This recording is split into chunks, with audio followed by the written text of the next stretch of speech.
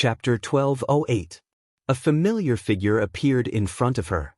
It was Qin Guang himself. At this time, a strange creature was flying in the air in front of him. Chu Zijin paused the picture and zoomed in.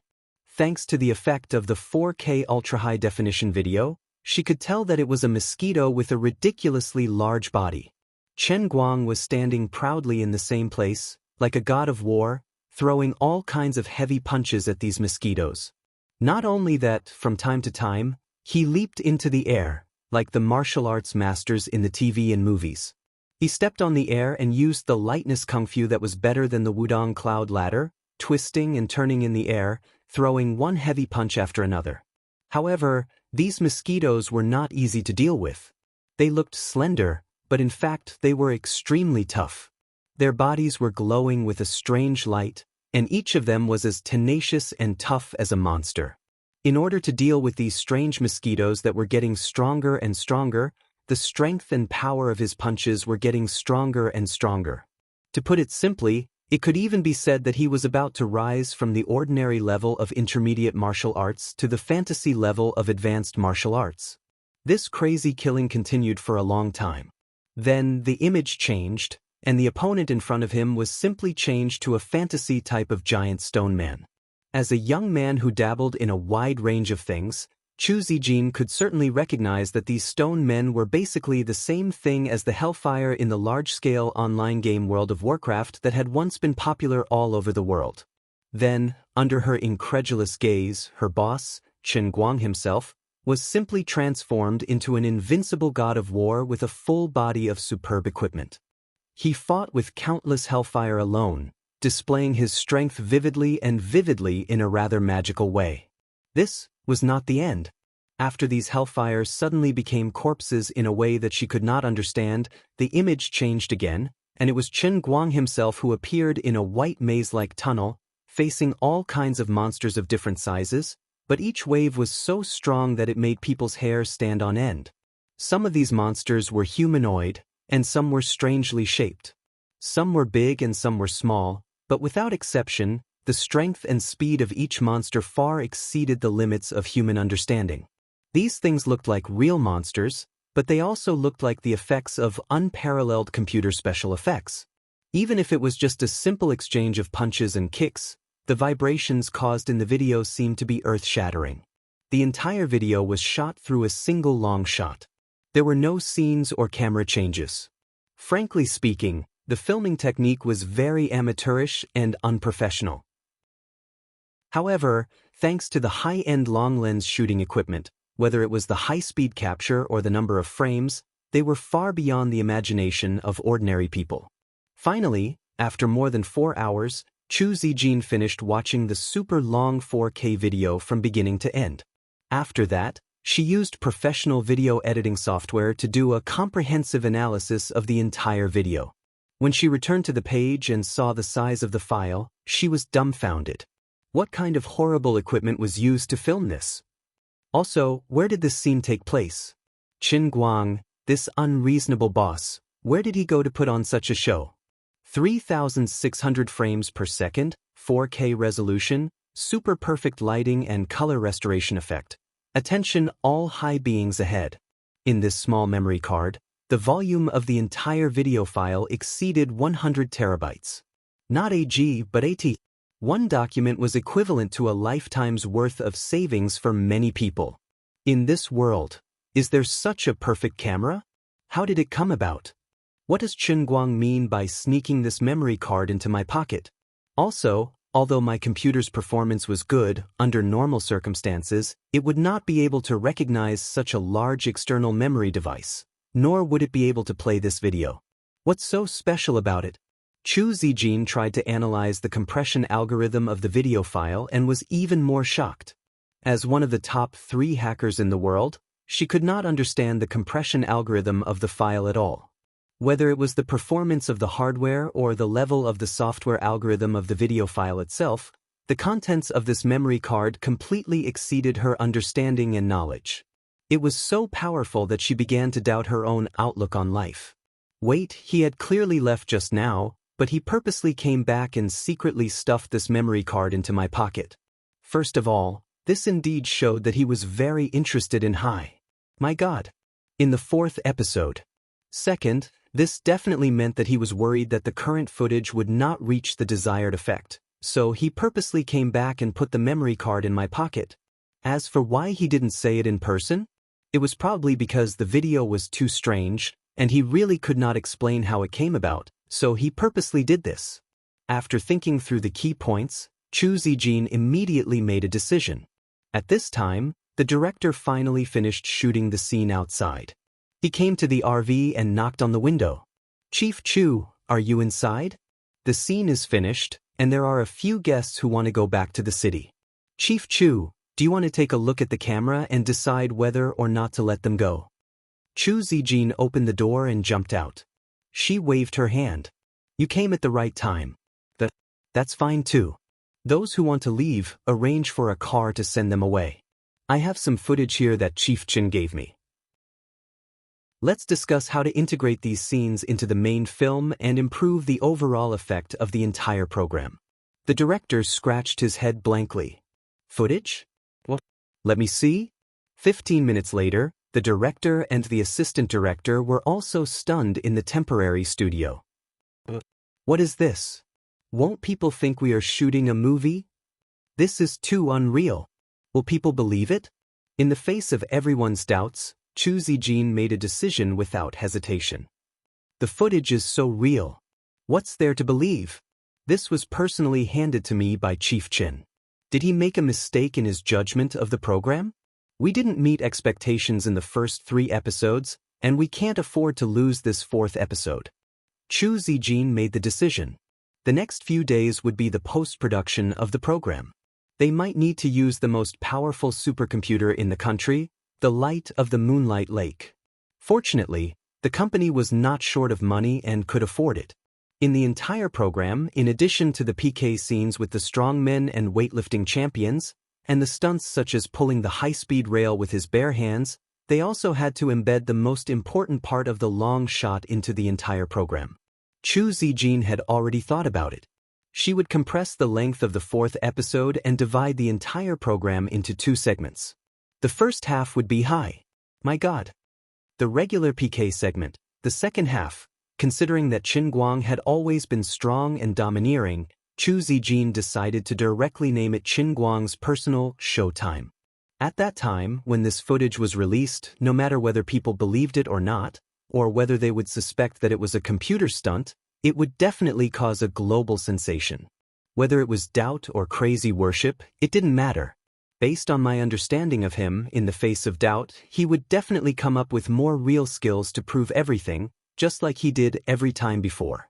No matter how magical the picture in the memory card looked, Chu Zijin, as a fanatic and crazy worship of Qin Guang, did not hesitate to choose to believe that this footage was real. Although they didn't know where it happened, they didn't know where the phantom beasts he faced came from, and they didn't know the purpose of his battle with the phantom beasts. But this wasn't important. What he wanted was to put the camera on the show, and let the world recognize him like every time before, recognizing that he had an unparalleled and unsurpassable perfect body of all mankind. As a superfan who had always been paying attention to the almighty Superman, Chu Zijin really knew this guy too well. As for Qin Guang himself, he did not know what Chu Zijin was planning. He would not have thought that there would be a memory card in her pocket. This memory card contains scenes of him transforming into a bald warrior and fighting in the massacre world. In addition, the strangest thing about the whole matter was not just that. Previously in the massacre world, he had clearly transformed into a bald man that even she did not recognize.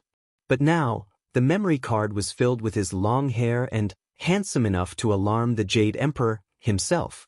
In addition, if Chu Zijin could still retain Peasant's memory, she would suddenly realize that these scenes were actually taken by her with the ultra-high-definition camera in her eyelashes after she received the side mission during the massacre mission. After getting off the plane, Qin Guang did not dare to delay. He drove the Bentley that was sent over by the Tianguang group and set off.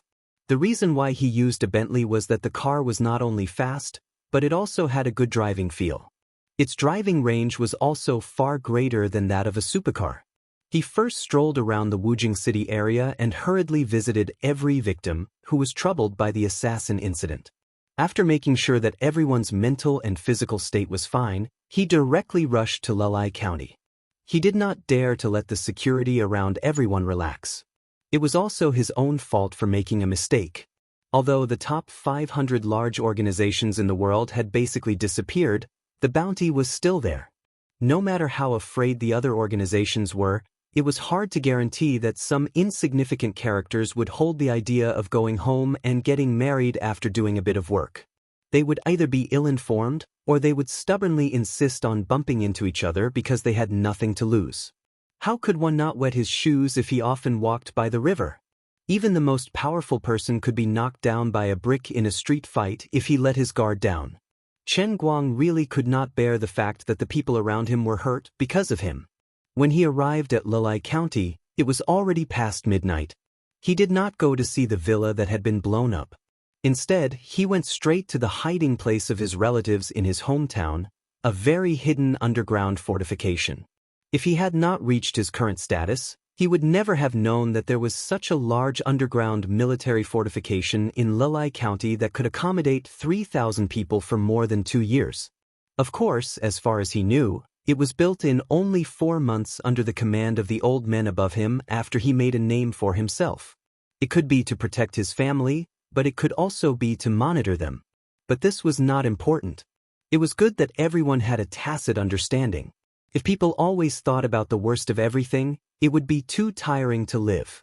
Chen Guang anxiously drove the car into the hidden entrance of the underground fortification, which was like the mouth of a monster. Now he was a little nervous. From a small character to this day, his parents were finally implicated because of him. Who knew how frightened the two elders were right now, and he would definitely have to give them a harsh scolding. Scolding them was fine, but Chen Guang could not bear to see his parents panicking. It would make him feel a strong sense of self-blame. Chapter 1209. With this in mind, Chen Guang rolled down the window. "Buddy, let me in quietly. Don't tell anyone that I'm back." Chen Guang blinked. Coincidentally, this guy was one of his students in Shun's special training camp. He stood at attention decisively, saluted him, and then replied in a low voice, "Okay, Chief Instructor." Chen Guang immediately understood his identity and nodded with satisfaction. "You're great, young man." After that, he shrunk his neck and looked inside. Chief Instructor, you probably need me to lead the way." The young man just now greeted his colleague on duty and actually followed him from behind. Chen Guang suddenly put on a straight face. "What are you doing? Aren't you AWOL?" "No, we've arranged 7 people in each class. One of us will lead the way for you when you come back." Chen Guang suddenly understood and only responded with an "oh." He thought that the old men were really kind and thoughtful. He had 2 plans in mind. If his parents were in a bad state of mind and were in a bad mood, then he would obediently go out and get beaten up. He wouldn't die anyway. If his parents were in a bad mood, but they weren't in a bad mood, then he would quietly run away first and come back after the assassin's matter was settled. By then, he wouldn't be beaten too badly. Although his father's voice sounded normal on the phone, based on Chen Guang's understanding of his father, he was the kind of ruthless person who would pretend that nothing had happened even if the sky had fallen in front of him. As a result, he would often stomp his feet in anger as soon as he turned his back. It was completely possible that he was in a bad mood right now. With this in mind, Chen Guang quietly came to the surveillance room under the guidance of the guard who had turned into a guide. "There are surveillance cameras in everyone's room?" Chen Guang's face immediately darkened. The guard hurriedly explained, "How is that possible?" "Chief Instructor, don't worry. The surveillance cameras only cover all the corridors. Every guest room is an independent room of the highest standard. Not only is it fully equipped, but it is also absolutely private. Now your father and the others are in the activity room." "Activity room? Look at the time, why aren't you sleeping yet?" Chen Guang had a bad feeling in his heart, and then he saw the image on the monitor. It was bustling with activity. 7. Bang! "I'm sorry, I tried to snatch the bar. I won. This is too much. Despicable." Shameless. Well done. Pointing a fart is better than pointing a bar. Fart beard? Sorry, it's full. Damn. Chen Guang silently looked at his parents, uncles in the surveillance screen. Not only did they not feel any discomfort, but they actually set up 3 tables and were playing mahjong together. He was quite speechless. These people didn't look uncomfortable at all. It was as if they were on vacation. What about the others? Chen Guang asked again. The surveillance screen changed again, and what appeared in front of him was his little cousin and his nephew. These little kids were sitting in a guest room with a bitter expression. His second aunt, who taught junior high school, was holding a stick and walking around 5 or 6 little guys from high school to 3 years old with a serious expression on her face. Do it for another half an hour. I'll let you play a game of King of Glory, and then go to sleep, second aunt said after walking around. The little guys immediately cheered. Chen Guang was dumbfounded. In other words, it was equivalent to being under house arrest here. Not only did his family members not feel unhappy, but they were also living a very comfortable life.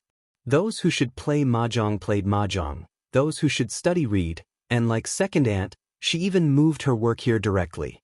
In another monitor, if he was not mistaken, a few grandfathers were playing mahjong.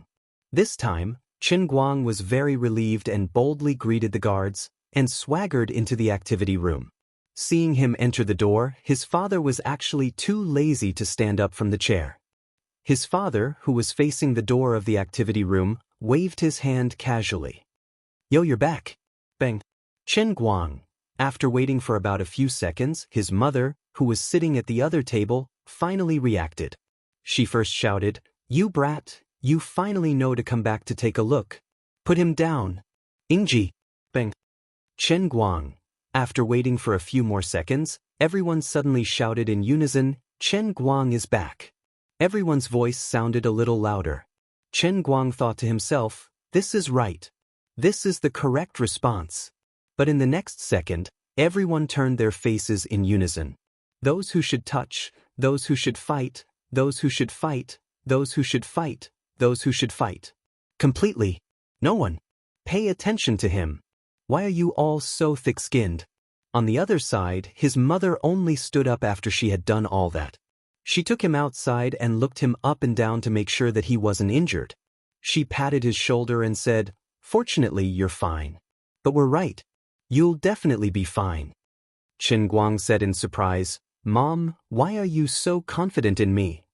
Feng Rong rolled her eyes. Why are you still pretending? Everyone in our family knows about your situation. Our Feng family has brought glory to our ancestors. You've done well, kid. The higher-ups let us watch some videos related to you. We knew that no matter how bold those assassins are, they won't find trouble with you. As long as we're fine, everything will be fine. Chen Guang nodded. That's true, but I thought, do you think we'll be so scared?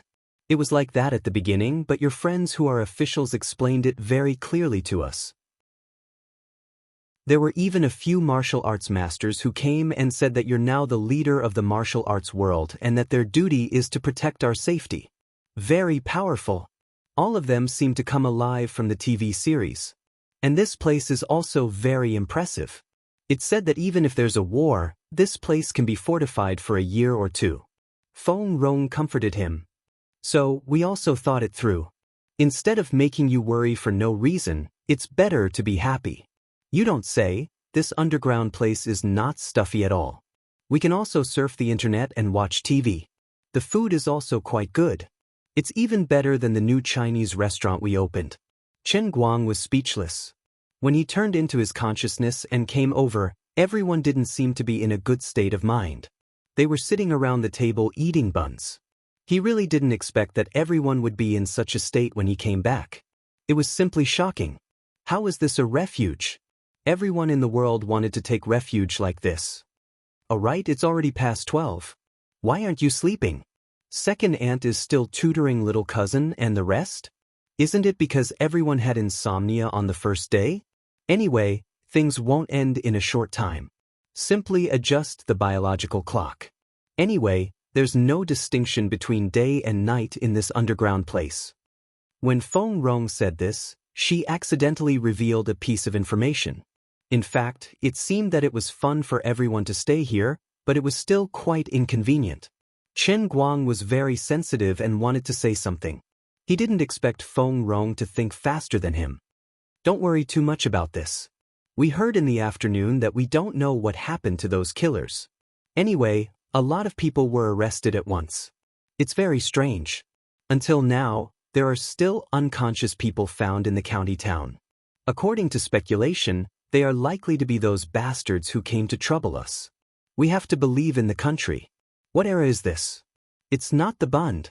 How can we let these people do whatever they want? After listening to his mother, Chen Guang vaguely understood. No wonder there hadn't been any particularly obvious turbulence until now. It turned out that those killers who had their souls crushed by him didn't go crazy on the spot, but were unconscious on the spot. Forget it, it made no difference. Well, if you have nothing else, I'll go out and talk to the person in charge.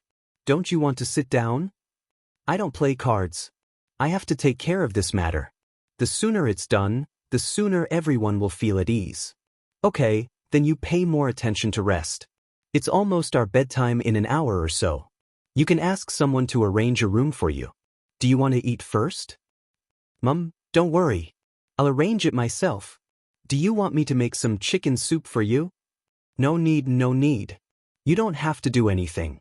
Oh, then I'll continue to play cards.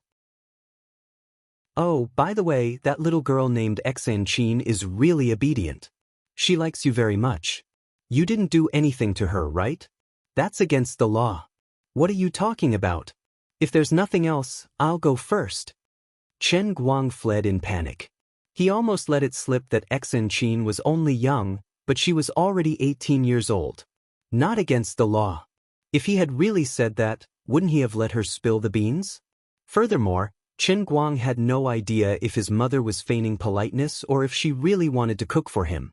But when Chen Guang said that he didn't want it, she immediately turned around and left without any delay. At this moment, his aunt's urging voice resounded from the activity room. Chen Guang thought about it again. Everyone in his family was so calm. Maybe they had discussed this in private early on so that he wouldn't feel too much pressure. This is what family should be like. Chen Guang went straight to the command room, where Xianxia and Shui Lin were sitting. Seeing him enter the door, the two stood up at the same time. Xianxia's eyes were filled with joy, but Shui Lin seemed a little reserved. You've all worked hard during this period, Chen Guang said cheerfully. As soon as he said this, others might not feel anything, but he actually felt as if it was a lifetime ago. There was no specific time statistics in the slaughter world, but even a fool would know that at least half the moon had passed in there. The most important thing was that the experience was too rich, and the feelings were too unique. In addition, when he transformed into his consciousness and traveled around the world, it also made his state of mind change too much. Xianxia rushed up and punched him in the chest. Go to hell. What are you pretending to be polite for? Chapter 12:10. What do you mean by hypocritical politeness? I'm really thankful to you. Chen Guang let Xianxia hit him casually. Unknowingly, her martial arts cultivation had been raised to the middle stage of skin strength. He didn't know how she had been practicing during this time. But with her current strength, it was no different from tickling Chen Guang. Well, you can say that to others. It doesn't matter to me anyway. Xianxia intended to be more intimate with him, but then she remembered that Shui Lin was next to her, so she immediately restrained herself. Chen Guang turned to look at Shui Lin and said, I haven't seen you for a long time. Your strength has improved a lot. You've been practicing well. Shui Lin scratched her head embarrassedly. I'm far worse than Deputy Director Xin, and I can't compare with you, Director Xin. Chen Guang almost laughed out loud. This girl really had a dream. She wanted to compete with him.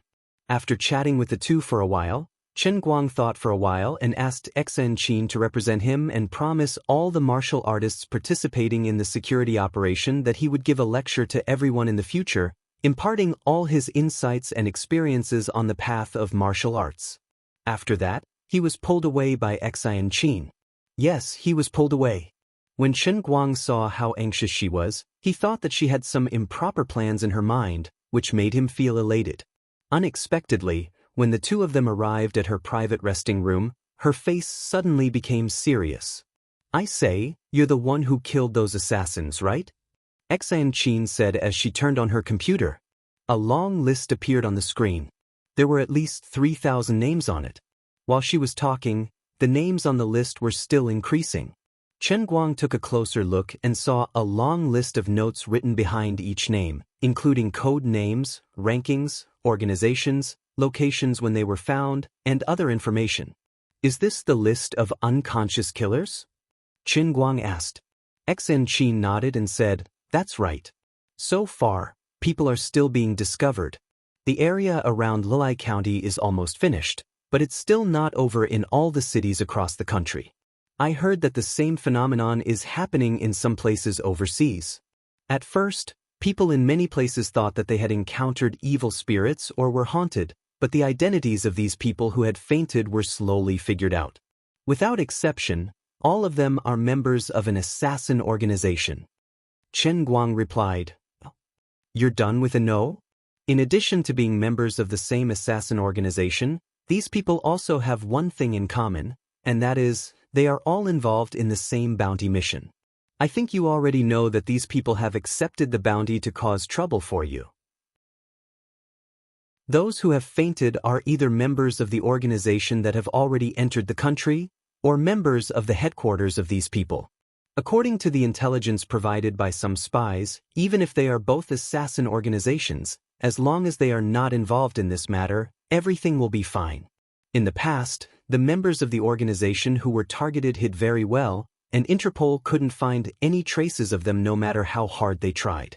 Now, these people have completely fainted without any warning, and no matter how advanced medical methods are used, they still can't find any reason. Isn't this very strange? Xianxia seemed to be analyzing the situation by herself, but it also seemed like she was asking Chen Guang. Chen Guang nodded calmly and said, "That's right, this is simply too strange." Xianxia said, she continued, "All right, many people have all kinds of hidden identities when they are first discovered, and others would never even dream that they are members of an assassin organization. Many people are discovered to have fainted first, and then the police in turn follow the clues to investigate the identity of the other party. The accuracy is almost 100%. Chen Guang pretended to be very surprised and said, "I see. That's really scary." Xianxia hammered her chest with her pink fist again and said, "Go to hell. I don't believe this has nothing to do with you." Chen Guang chuckled and said, all right, I did it." Even though she had already guessed the answer, Xianxia still couldn't help but exclaim, "How on earth did you do it?" Chen Guang grunted and said, "Have you forgotten? My other identity." "What? You're an Earth-style archmagus, not a spiritual-style archmagus. Also, this matter itself is too difficult to understand, right? There are so many people in countless completely different places in the world. How can this happen at the same time? Can you explain it to me?" Chen Guang chuckled and said, "I can't explain it clearly, it's too profound, I really don't know how to explain it." Chen Guang didn't intend to hide it from Xianxia. It didn't matter whether she knew or not. If she told others, no one would believe her, and of course, she wouldn't say anything. Xianxia blinked her eyes and looked at him for a long time, not saying a word. After a long time, she sighed and said, "I thought that after I became a skin-strength martial artist with great difficulty, the gap between us could be narrowed a little. Now it seems that it was completely a dream." Go. How close do you want to be? Aren't I standing right here? Do you want negative distance? Bah. I was thinking, maybe one day you will become an immortal." "Stop it, there are no immortals in this world." "But there are gods." Chen Guang grunted and said, "That's right, there are gods. It's said that when a man achieves the Tao, his fowls and dogs will ascend to heaven. If a man becomes a god, how many things will he bring up to heaven?" Chen Guang thought for a while. The recent changes in the whole world appeared in his mind again, and he said meaningfully, "I'm afraid the whole world will become a god with this man." "Is that so? Who wants to discuss life with you? It's better to do something slightly more meaningful." Go away, he is still young. Go find someone else. Really? Really? It's fake. It really wasn't Qin Guang who tormented young people. Originally, there was no need to go to the bedroom, but Xan Qin pulled him in. She was simply exposing herself here. Of course, as he expected, although this little girl was quite reserved at first, when Qin Guang really wanted to back out, she immediately disagreed. In fact, the little girl was also quite puzzled. She shouldn't be interested in this kind of thing, but since she broke her vows with this big chrysanthemum, she couldn't control herself. While Qin Guang was enjoying the rare softness, he received another call in the command room outside.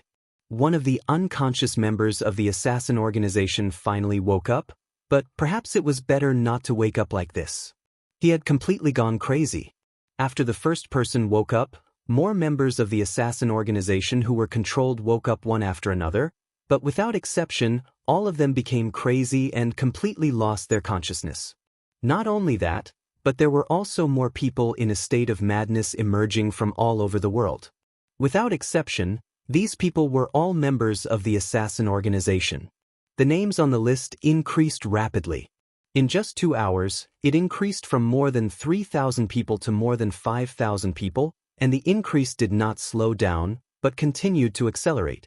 As time went by, after one night, the number of these poor people who were found from all over the world after going crazy exceeded 15,000 people. Moreover, the names on the list were still increasing. This situation could be said to be shocking to the world. The second-rate assassin organizations who survived were the most panicked, but the agent organizations of various countries around the world were not much better. In particular, the U.S. agents felt the most. The U.S.'s intelligence organization was relatively the most complete, and the list they collected was also the most complete. When there were only 15,000 people on the list in China, their list had increased to more than 20,000 people. Crazy, the whole world had gone crazy. When all the ordinary people were still clueless, another level that ordinary people could not reach seemed to have experienced a major earthquake. A huge question mark appeared in the hearts of countless people, and everyone wanted to know what happened. There was no reason for these people to suddenly go crazy. How strong was the mind of every top assassin? Their hands were stained with blood, and their hearts were as hard as stone. Even in the face of a life-and-death crisis, they could still remain calm, and it was impossible for them to go crazy so easily. But this thing really happened, and it was right in front of everyone. Although this matter was indeed related to Qin Guang's bounty mission, except for a few people, no one would link this infinite, unbelievable coincidence to the possibility that he was the one who did it. Only God could do it. The Schultz family, who took out a huge sum of money to put up the bounty mission, was even more anxious. They thought these people were cursed, and perhaps the curse would befall them in the next second. They even wanted to cancel the bounty, but unfortunately, there was no such thing as canceling a mission posted on the dark web. Once this mission was posted, it would be difficult to take it back. The next morning, when Xan Qin woke up from her sleep, she quietly got up and returned to the command room. When she saw the changes overnight, her mouth was wide open, and she could not say a word for a long time.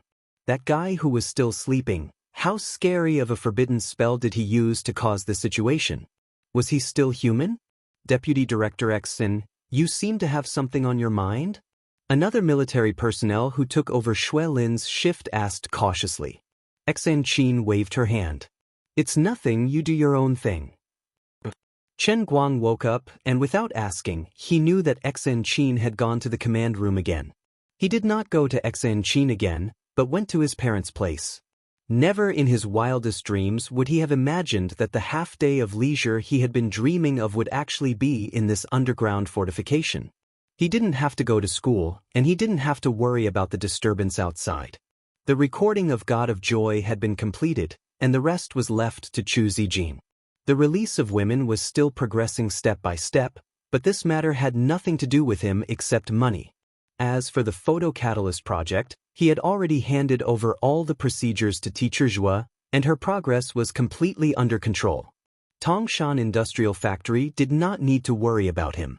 With Teacher Zhua's research and development of photocatalysts, they had already won the Science and Technology Progress Award, and the Chinese Academy of Sciences had already approved a high-tech enterprise license. Tiansong water couldn't even get a sip of soup. Not only that, in the foreseeable future, when teacher Zhuo realized the industrial production of all the 5 god-level formulas, companies like Tiansong Water, which relied on traditional craftsmanship, would either come to lick his morning light environmental protection or wait to go bankrupt. Therefore, before coming up with a way to solve the bounty task, he could stay here with peace of mind, unless something new happened. Of course, the degree of integration of the real world and the real world was deepening day by day, and the world of slaughter had already appeared. Who knew when the whole world would change drastically? Chen Guang thought about it, and it was best to stay here with his heart at ease. He couldn't tell anyone about this. Others might not believe him if he told them, but he was the only one who knew. Therefore, he dragged the elders of his family to the card table. Chen Guang thought about it. Although he could definitely win with his brain, he decided to lose. Anyway, the elders didn't play much, and the limit was 10 yuan. Therefore, for the whole day, he changed 3 tables and lost everything. He scattered a few thousand yuan on each table, trying to make his relatives and friends happy. He didn't expect that his mother's heart would ache when she saw him lose so much, and she refused to let him go to the table the next day. Master Guang, who had lost the right to participate in entertainment activities, could only helplessly roll to the side. He wanted to find some cousins to play games with, but in the end, all of them were playing with dogs, and none of them were pigs with knives like him. After that, Chen Guang became completely alone. His mother even said, "Go do what you have to do, your things are more important, don't worry about us." Chen Guang returned to his room with a pained expression. There were 3 choices in front of him. He could play Dota, chat with people online, or watch a movie. After thinking about it, he decided to watch a movie to calm himself down. That's right, he wanted to watch a killer movie. It wasn't that he wanted to be a killer, but he wanted to experience the psychology of those people through such movies. He didn't expect that watching this movie would actually give him a way to solve the bounty mission. There wasn't any profound trick, just an idea that allowed the mission to be completed directly. Chen Guang rubbed his chin, feeling a little tired. What kind of sin did he suffer? It wasn't enough to die twice in the massacre world, it seemed like he still had to die in the real world. That's right, he planned to pretend to be dead and cheat the bounty money. Without the bounty, who would come to seek death? Chapter 12:11. With an idea in mind, he went to find Xin Qin after some careful planning. The biggest difficulty in doing this was that he had to fake his death so that people wouldn't think it was fake. This would be impossible for ordinary people. If it was a fake video made with computer special effects, it would never be able to pass the dark web's inspection, no matter how real it was. But for Chen Guang, it was as easy as drinking soup. He wasn't bragging. As a veteran who could come back to life even if he was turned into minced meat, it wouldn't be a problem even if he had to send his head to the dark web for verification. It was so much so that Chen Guang even wished for that to happen. Aren't you afraid of a head-tracking device? Wouldn't I be able to kill them all? If the dark web really dared to jump out and take his head, he would be able to uproot the organization. Of course, this was just his wishful thinking. It was very likely that the dark web didn't have a real organizer or manager at all. At most, there were only some technicians in charge of maintaining the program, commonly known as senior network managers. Even things like video verification, which involved the distribution of rewards, might be done by a very advanced program that had been written in advance. There might be a group of profiteering top computer programmers or hackers working for them, constantly optimizing the algorithms and management system of the entire website, but these people would always hide in the dark, unless they jumped out and asked for it. At first, there were indeed people on the dark web who tried to use technical means to cheat the bounty, and they even succeeded. But such people also ended up in a miserable state. They became the public enemy of all the assassin organizations, and were targeted by all the other organizations. They were treated even worse than Chen Guang, and not a single piece of them was left. Because of all these reasons, as long as Chen Guang's video verification was authentic, he would be able to fool everyone. Also, he had to get an account that could be verified by the dark web to successfully cheat the bounty. What do you think? What do you think of my idea? Isn't it great? When the time comes, all they have to do is take a photo of my death in a more tragic manner and then upload it. We're not acting. We're really going to die in front of them. We'll just make the bounty disappear, and all the problems will be solved. Besides, that wasn't a small number. It was 400 million USD. Although I don't lack money now, the feeling of picking up money for free is great just thinking about it. Half an hour later, he told Xianxia about his wonderful idea. Xianxia looked at Chen Guang, who was beaming with joy, with a face full of horror. Her mind was in a daze for a long time before she asked doubtfully, "If I didn't mishear you just now, you said something like this? Find a few or dozens of people to give you a round of heavy weapons, then get someone to chop off your head? Then, we'll find someone who's registered on the dark web and upload the video. At the same time, we'll publicly announce that you're dead, right?" Chen Guang nodded excitedly. "That's right, that's it." Xianxia swallowed her saliva. "You can be said to be very wild. But this is the best and most labor-saving method. In any case, even if all the 27,000 assassins in the world go to heaven, as long as the bounty is still on, my family and friends won't be able to live in peace. We can't let this go on forever." Xianxia looked at him calmly talking about such a horrible thing and was speechless. It does make a little bit of sense. It does sound flawless and convincing, but there's something I don't know if I should say. Chen Guang waved his hand generously. "Go ahead. Have you forgotten the biggest flaw in your entire plan?" "Loophole? What? That's impossible." Xianxia was about to break down. She wanted to kill him. "How can you cheat a bounty like this? Aren't you really dead? What's the use of money?" A few days ago, our technicians used the dark web's advanced account that we seized from the world's breaker to check inside the dark web. According to their report, the dark web's censorship system is very powerful. It's impossible to fake a video. Chen Guang was amused. "Now I'm relieved. We can go in directly. We won't be recognized as the world's breaker, will we? Now that the whole world knows that the world's breaker is in our hands, won't we be suspected if we use their account?"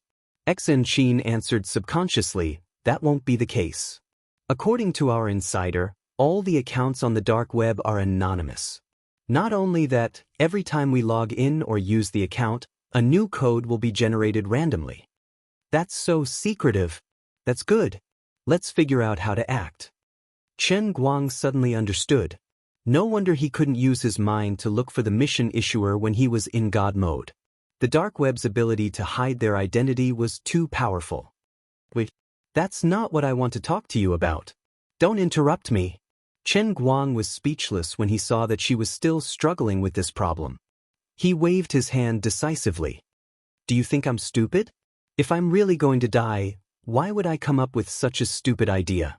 I already said it's an act. You're playing dead." Xianxia narrowed her eyes and glanced at him. "Playing dead? How can you not die when your head is broken?" "Aha! You're not human, right? You're an earthworm, right? Go, go, go. I'm serious. Stop talking nonsense and think carefully about how to operate this matter. In short, you don't have to worry about anything else. Just help me think of a way to make this matter convincing enough." Xianxia still didn't believe him. Chen Guang grabbed a utility knife from her desk and swiped it across his palm in front of her. He then activated the earth explosion talent to show her why the flowers were so red. Looking at the wound in front of her that healed like computer special effects, Xianxia completely understood. She came to a sudden realization. A long time ago, when she and Wu Miaowan were in his house, an extremely strange thing had happened to this fellow. He had only taken a bath, and the bones in some parts of his body had undergone earth-shattering changes. Now, it seemed like his extraordinary recovery ability was also a manifestation of that. But this was too absurd. Can a severed head recover like this? Xianxia's heart was shaken. Chen Guang snorted. "Yes, it can. Do you want me to perform it for you?" "Oh no." "Then hurry up and think of a way. I think Wang Lin will be more professional in this matter.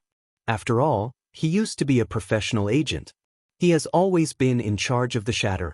"All right, it's settled then." That afternoon, Wang Lin, who was also traumatized, took out a complete set of plans. He was more shocked than Xan Qin, but he had a stronger blind trust in Qin. Obeying orders was the duty of a soldier.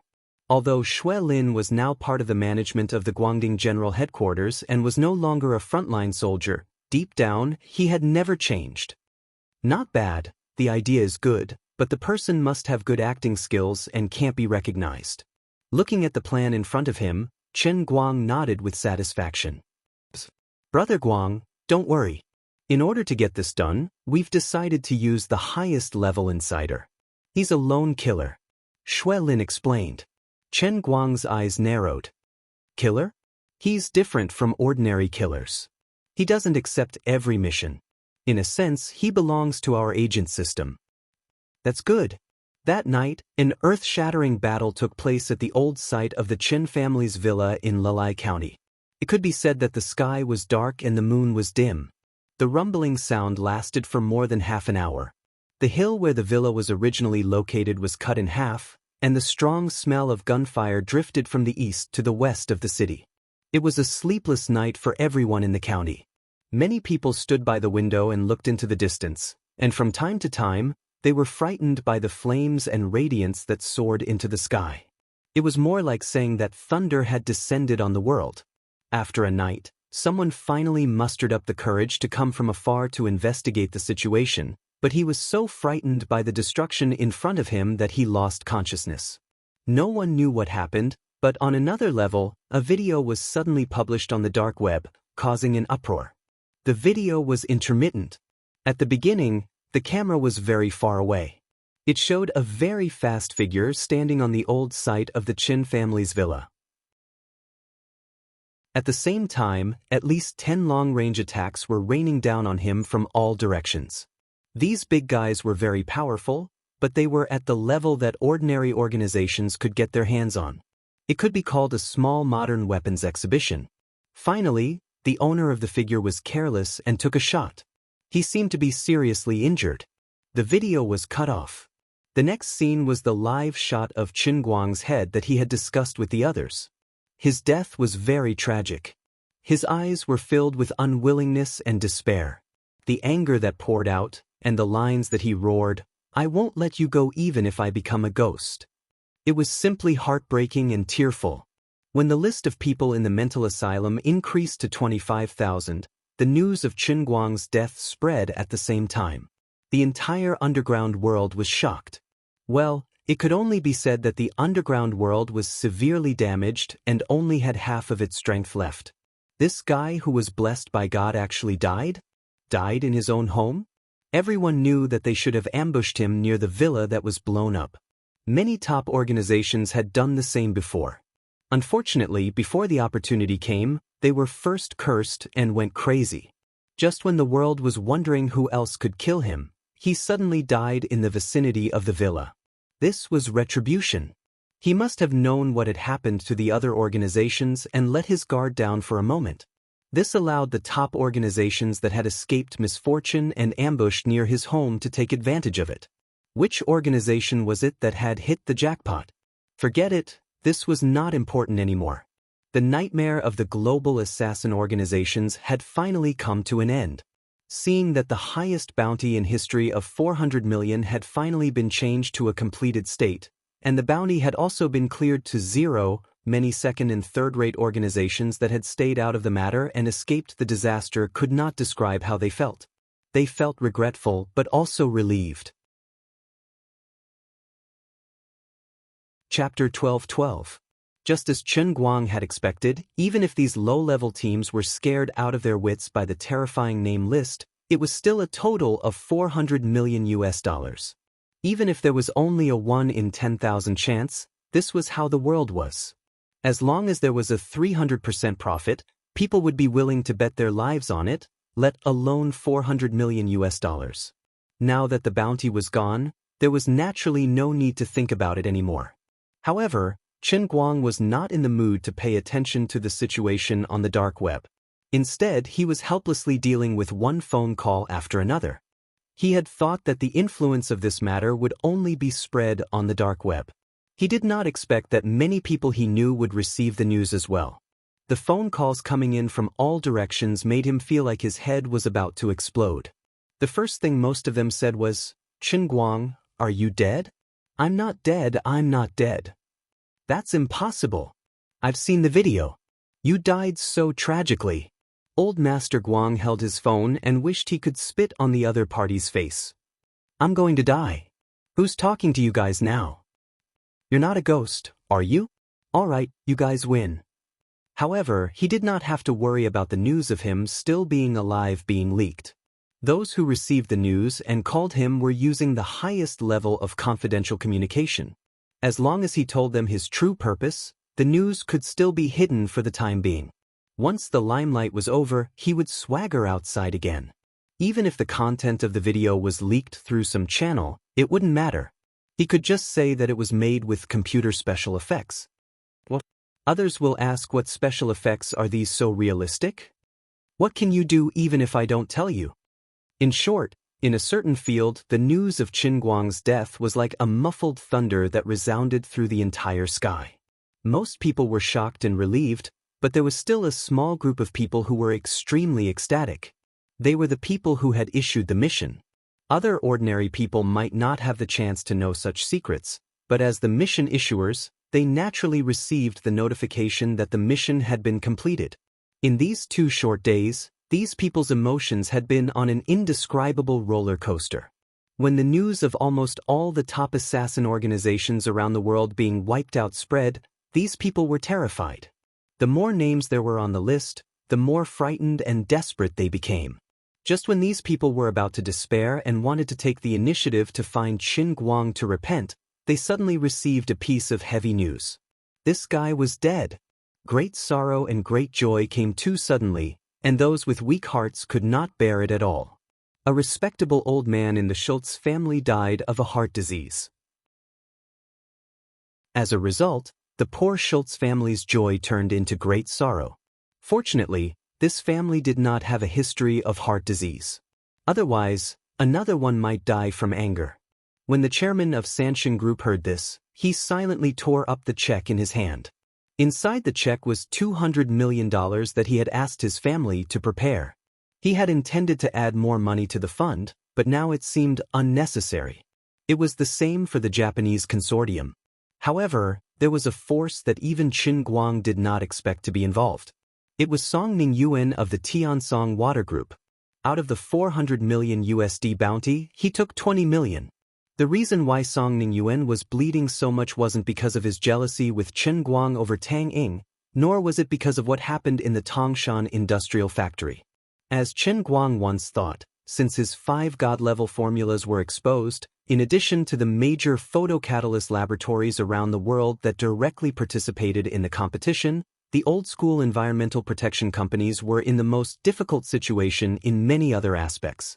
The establishment of Chengwang Environmental Protection indicated that Qin Guang's next step must be to focus on the environmental protection industry.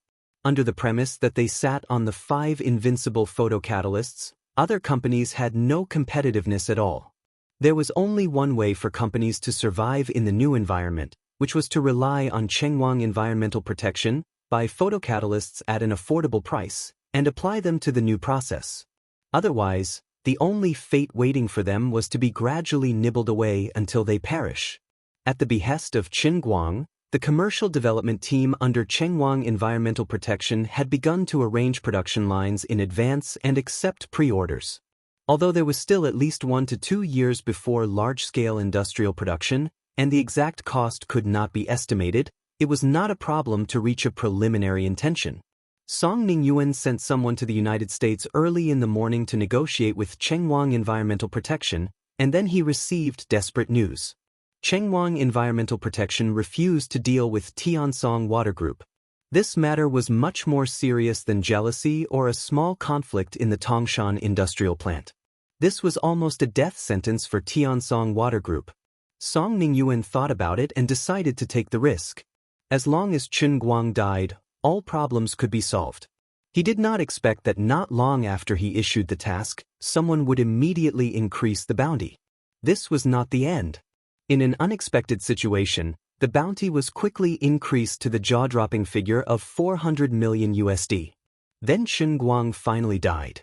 When he received the news, Song Ningyuan immediately fell into ecstasy. He even used his mobile phone to take a video. After thinking about it, he decided to let Tang Ying see the video. Of course, he would not be stupid enough to send it himself. Instead, he gave it to someone else and asked them to create a title, "Good and Evil Will Be Rewarded, Those Who Are Unjust Will Die, The Death of Chen Guang," and then directly spread it on the internet. The omnipotent Superman Chen Guang's popularity was terrifying. Now, even if he walked on the street, he could make headlines, let alone this kind of blinding title. The person Song Ningyuan found was very knowledgeable. Afraid that others would not recognize it, he simply re-edited the video. The beginning of the video was the scene of the poor Master Guang making steamed fish head with diced hot red peppers. It was quite unsuitable for children. It was extremely violent and bloody, guaranteed to make people dumbfounded at first sight. As a result, the moment the video was uploaded to the internet, it went viral in the blink of an eye. The number of reposts, comments, and whatnot were not a problem at all. In short, this was a video that could instantly promote a big account. If not for fear of revenge from Chen Guang's people, Song Ningyuan's henchmen would even want to keep this temporarily registered account. As a result, Chen Guang's phone, which had just settled down, immediately exploded with calls. He was really troubled. Fortunately, the people who were especially concerned about him were basically protected by experts arranged by the Guangding General Headquarters. They could also act as safe messengers. Chen Guang first decisively turned off his phone, then got Xen Qin to notify them one by one through the internal confidential channel. Half a day had passed. Most of the people who were most concerned about his life and death had calmed down, but still could not figure out what he was up to. However, this was how it was in the country. It was not the first time that news of a celebrity's death was spread while he was still alive. It was just that this kind of thing happened to Chen Guang, that was all. That was not the end. His parents had been happily playing cards when his cousin, who had been scrolling through Weibo, suddenly shouted and rushed into the activity room with his phone, shouting in panic, "Oh my God! Brother Guang is dead! He's dead! Oh my God!" His cousin first received a slap on the face. Then he played the video to everyone, feeling very aggrieved. Everyone was almost scared out of their wits. Now, the whole family rushed to Chen Guang's room. Chen Guang had just been relieved, but he was shocked by his family again. His mother knocked on his door with a pale face, shouting, "Chen Guang! Chen Guang! Are you still alive?" Chen Guang opened the door and looked at everyone with a constipated expression. "I say, what are you guys trying to do?" he asked despite knowing the answer. His little cousin rushed up and grabbed his shoulder. "Brother, you're dead. The internet is saying you're dead. There's even a video." Behind the crowd, his niece and little cousin were crying out loud. Chen Guang almost choked on his own saliva. He coughed violently for a while, then pointed to his face. "You're right. I really died a terrible death. I say, are you guys stupid? I don't even know what you're talking about. The internet says I'm dead, and you believe it. I'm standing right here. Do I have to explain to you that I'm still alive?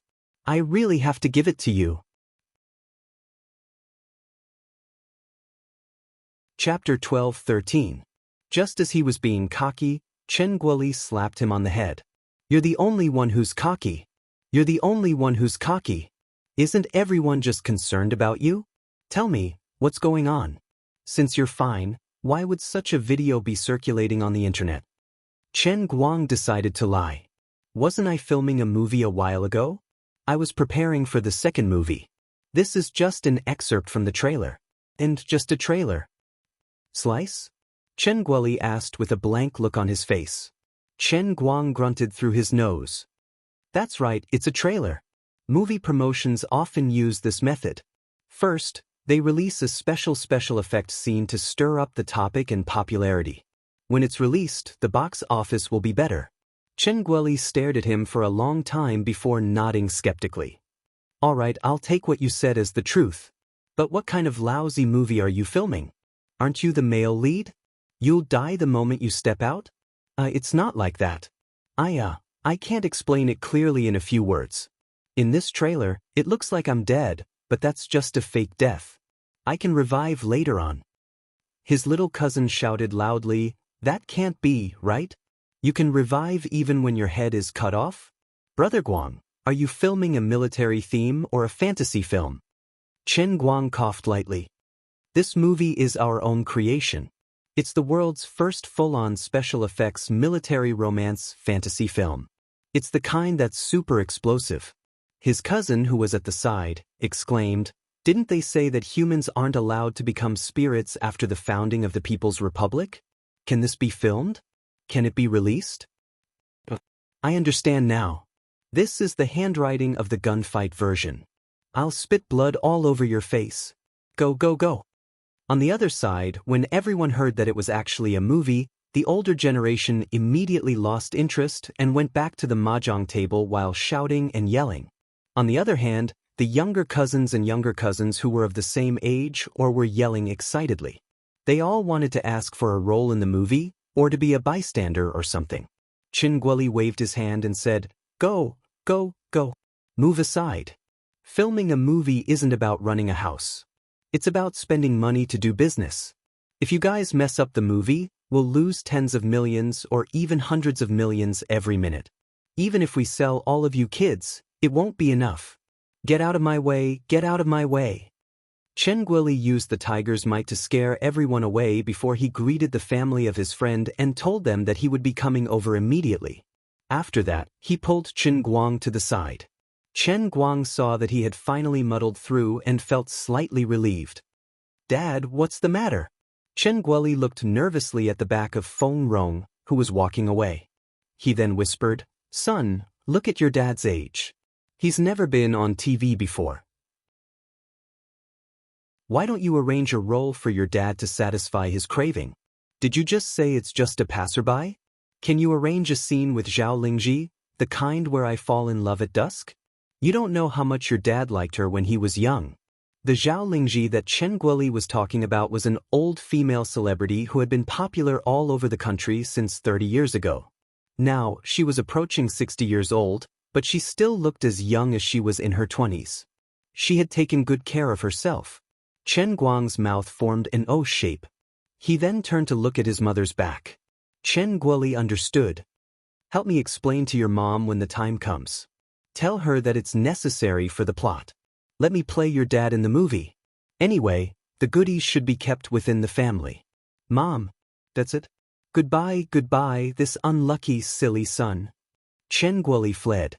When he returned to Feng Rong's side, she asked suspiciously, "What did you say to Xiao Guang just now?" Chen Guoli coughed softly. "I said that he should think of a way to control the video. It's not good for children to see it. It's bloody and violent." "That's true. Yes, yes." Chen Guang listened to his dad and mom's nonsense from afar. He was convinced. It seemed that his ability to adapt to changing circumstances was 100% inherited from his dad. This old ginger was quite spicy. When he returned to his room, he was still a little confused.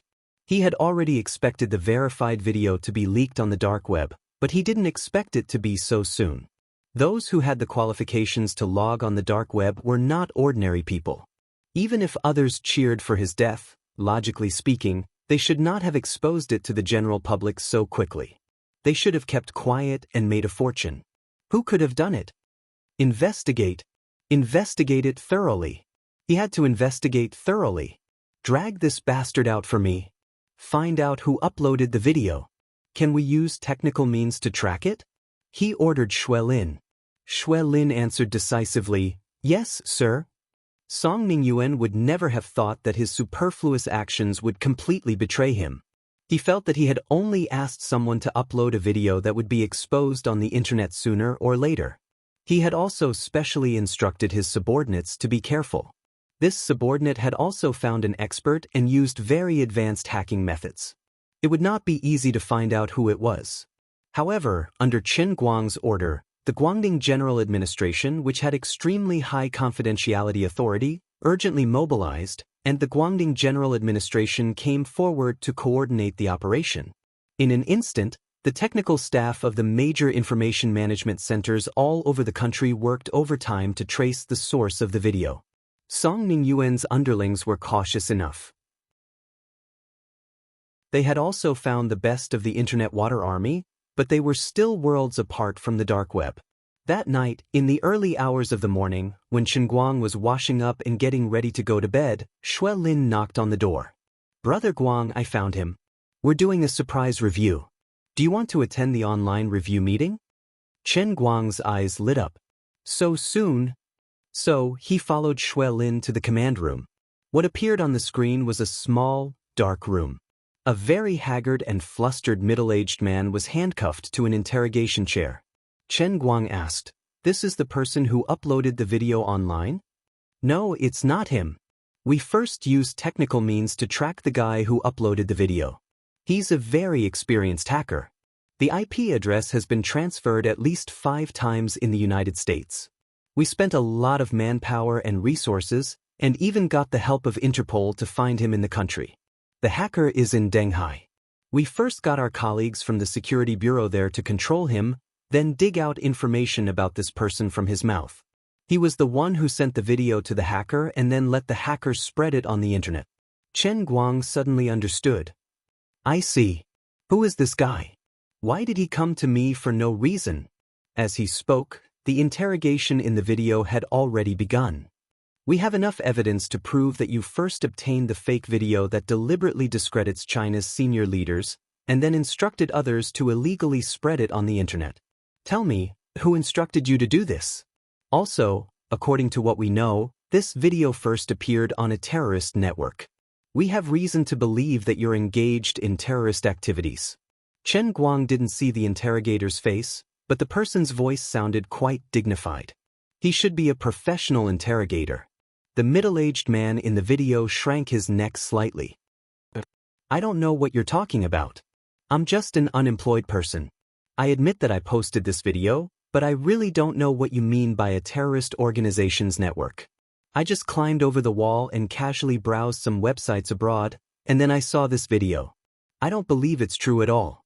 I asked someone to upload it online just because I thought it was fun." Bang! The sound of someone slamming the table could be heard from the surveillance camera. "Do you think we're idiots? You have no idea how serious what you've done is. If you don't make amends, I'm afraid." "Afraid of what?"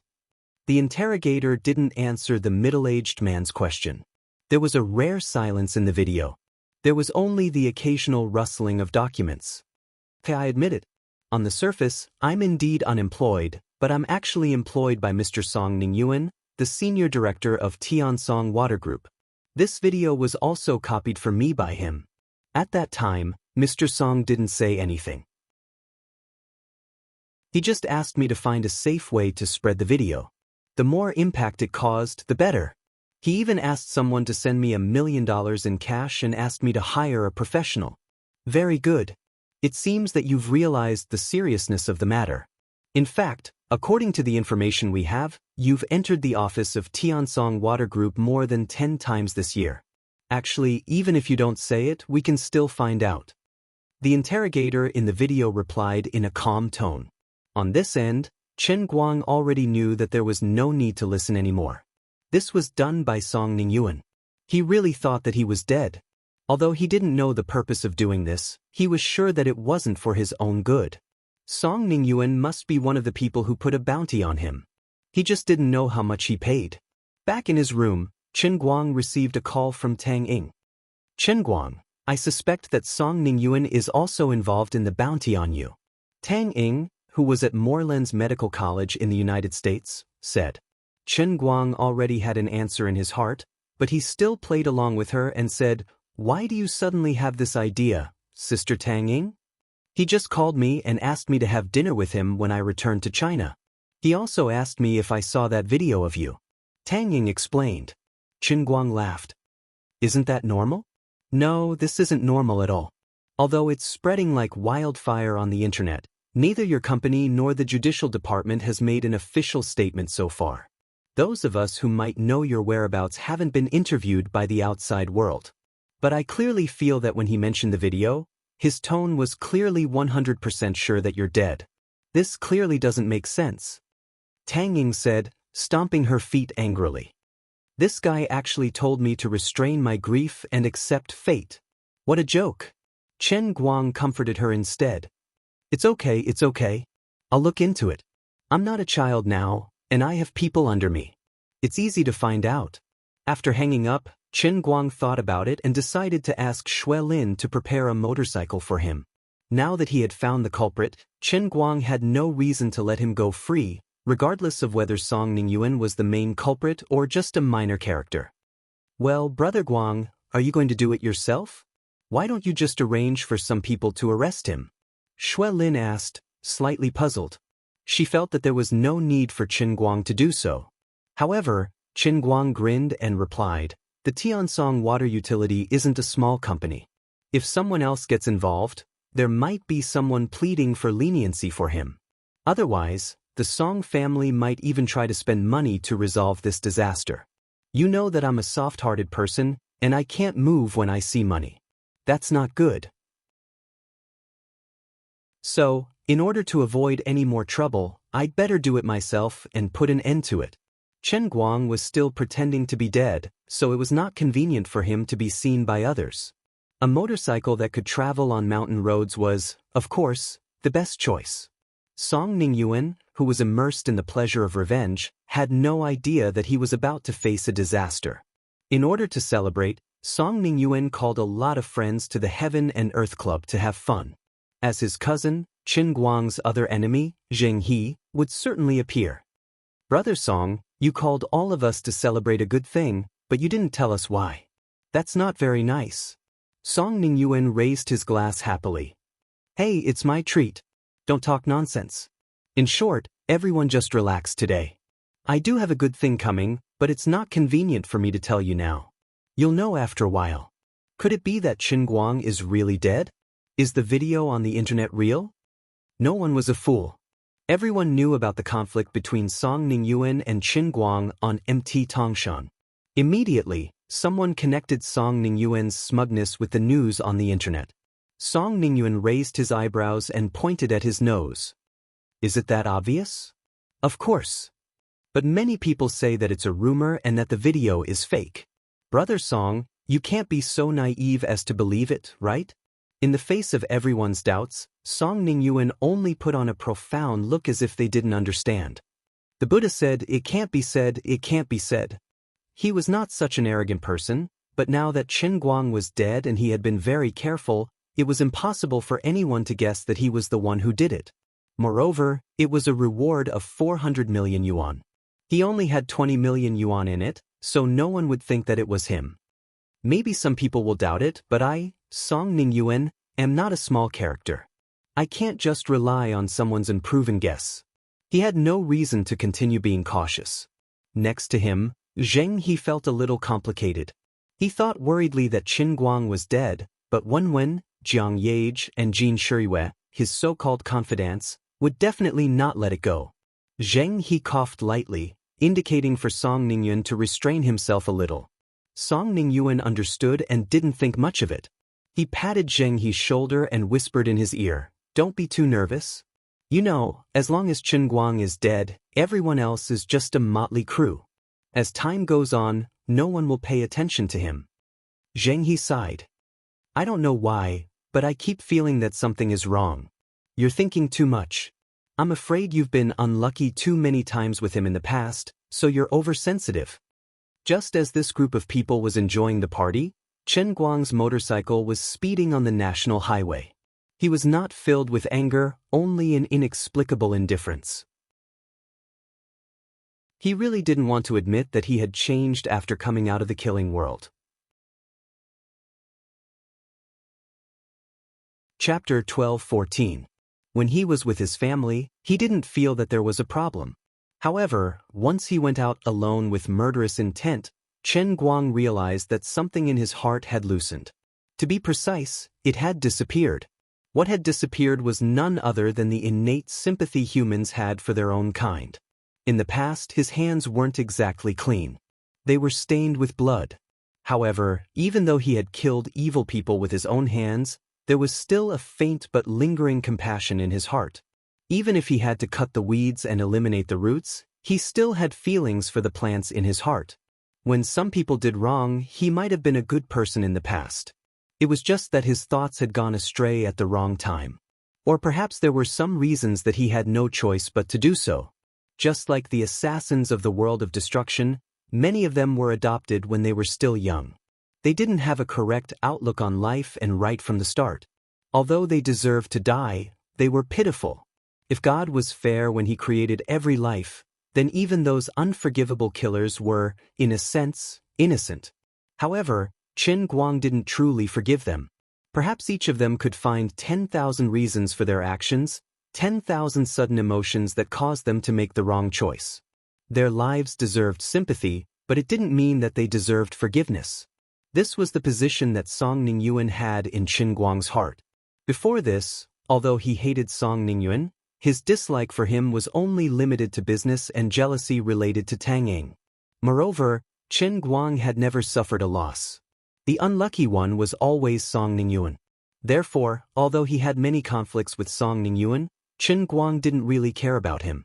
Now that he was getting stronger, whether it was Tianguang Group or Morning Light Environmental Protection, with his influence in the political and military circles, Song Ningyuan would just be a laughable passerby. When Song Ningyuan truly understood his own strength, he knew that continuing to go against him was simply courting death. If he had followed the normal trajectory of his life, Song Ningyuan and his cousin, Zheng He, would have become two parallel lines. But now that things had come to this, since he had already done it, he had to pay the price. Stepping on the accelerator, Qin Guang sped up a little more. On the other side, Song Ningyuan, Zheng He, and the others, who were partying all night in the club, unknowingly changed the topic to Qin Guang. "Brother Song, don't you think this is strange?" The video had been on the internet for a whole day, but why hadn't Qin Guang's people responded? His movie is still playing. I went to watch it. It's really good.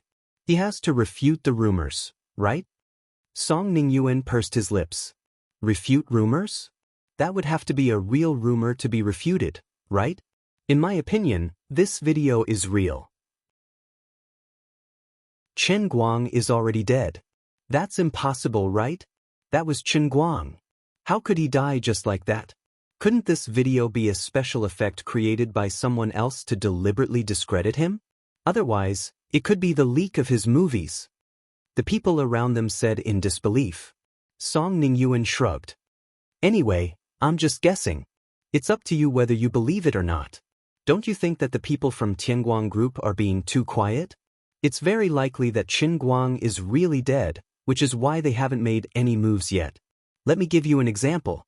If I were to die one day, before the matter is properly investigated and my funeral arrangements are made, would my family announce my death to the public? They wouldn't. Song Ningyuan continued with a beaming expression. Qin Guang is the biggest shareholder of Tianguang Group and Chengguang Environmental Protection, and he's also the chairman.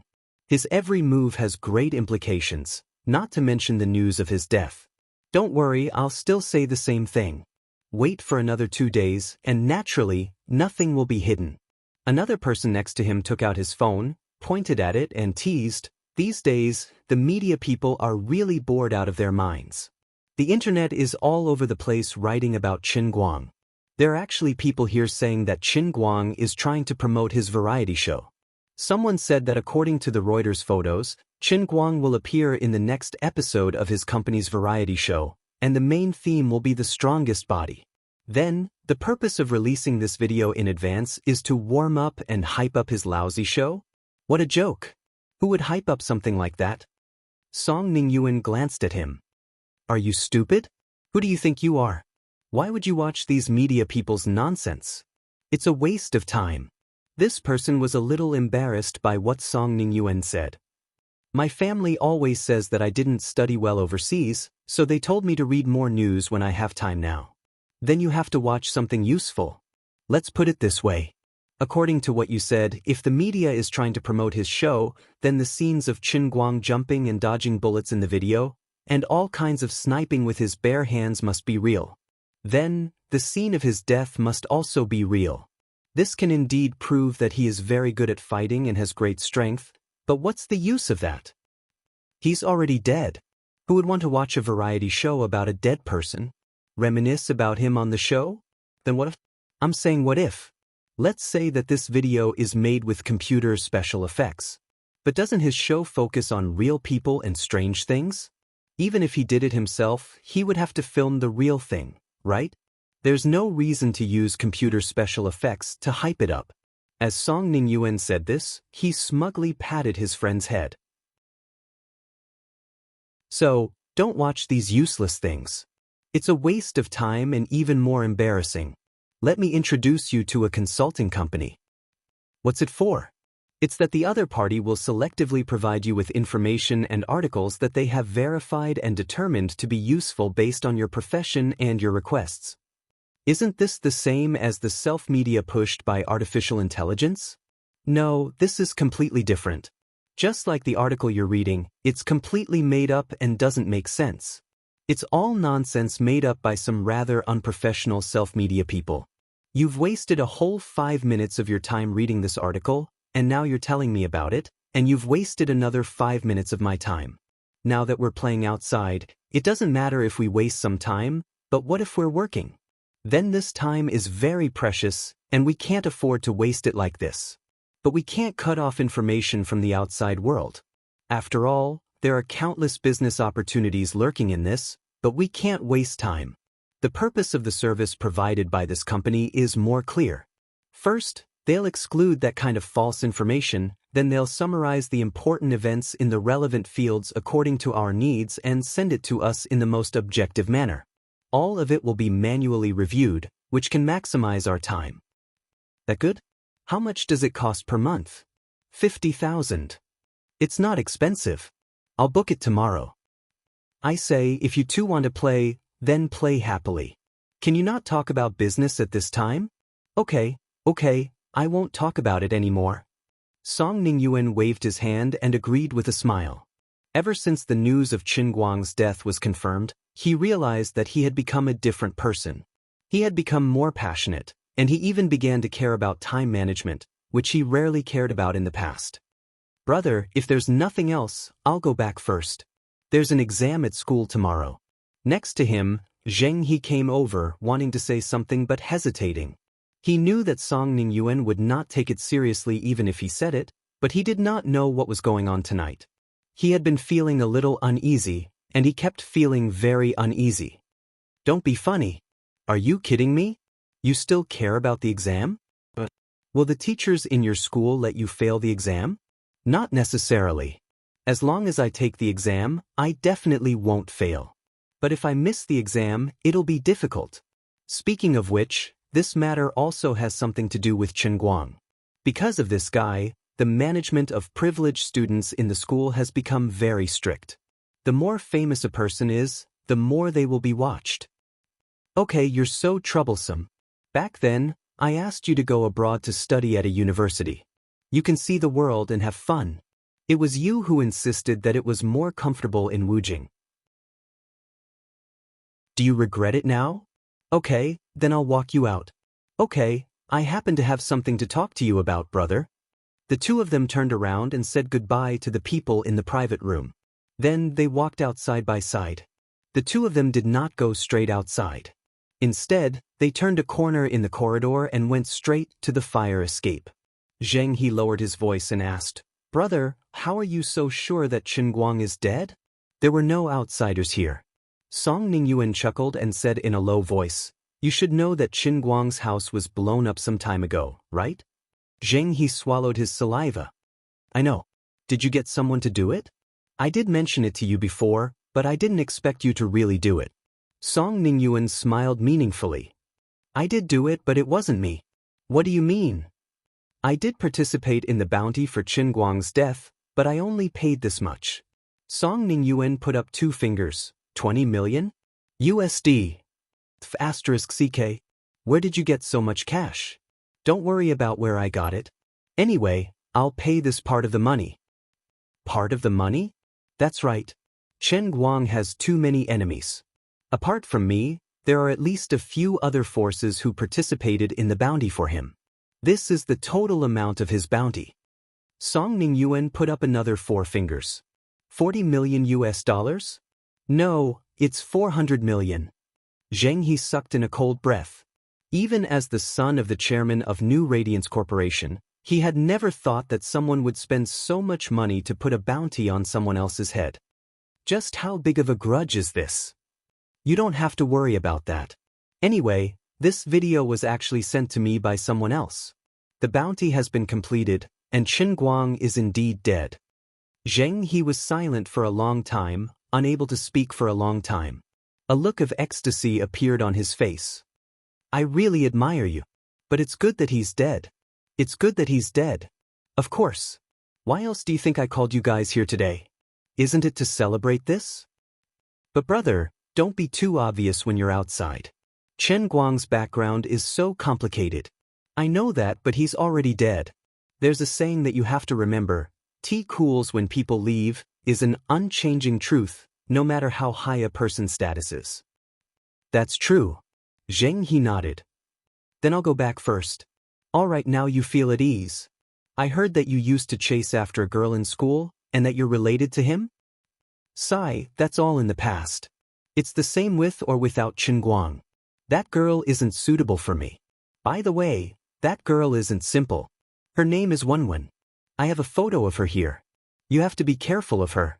Be careful of her? That's right. You have to be careful of her. That girl seems to know martial arts. Anyway, she's very powerful. A dozen big men can't even get close to her. She's also very hot-tempered. I'm afraid that if she confirms the news of Qin Guang's death, she'll go crazy and find trouble with every suspicious person. Then she didn't find you? Not really. She hasn't appeared in school for a few days. I don't know where she went. You're still talking about the past. Aren't you very concerned about others? As the two of them were whispering to each other, a cold voice suddenly came from behind them. Are you two done talking? The two turned at the same time and saw a familiar face in the dim light of the fire escape. Their mouths opened wider and wider. They probably wanted to scream, ghost, or something. However, Qin Guang reached out and tapped their necks with lightning speed. The two of them couldn't make a single sound. The two immediately turned around and wanted to push open the sliding door of the fire escape to escape. However, Qin Guang flicked his fingers repeatedly. Two bolts of qi shot out from behind them and hit them squarely in the middle of their backs. Zheng He and Song Ningyuan felt their bodies go limp. They slumped to the ground like dough.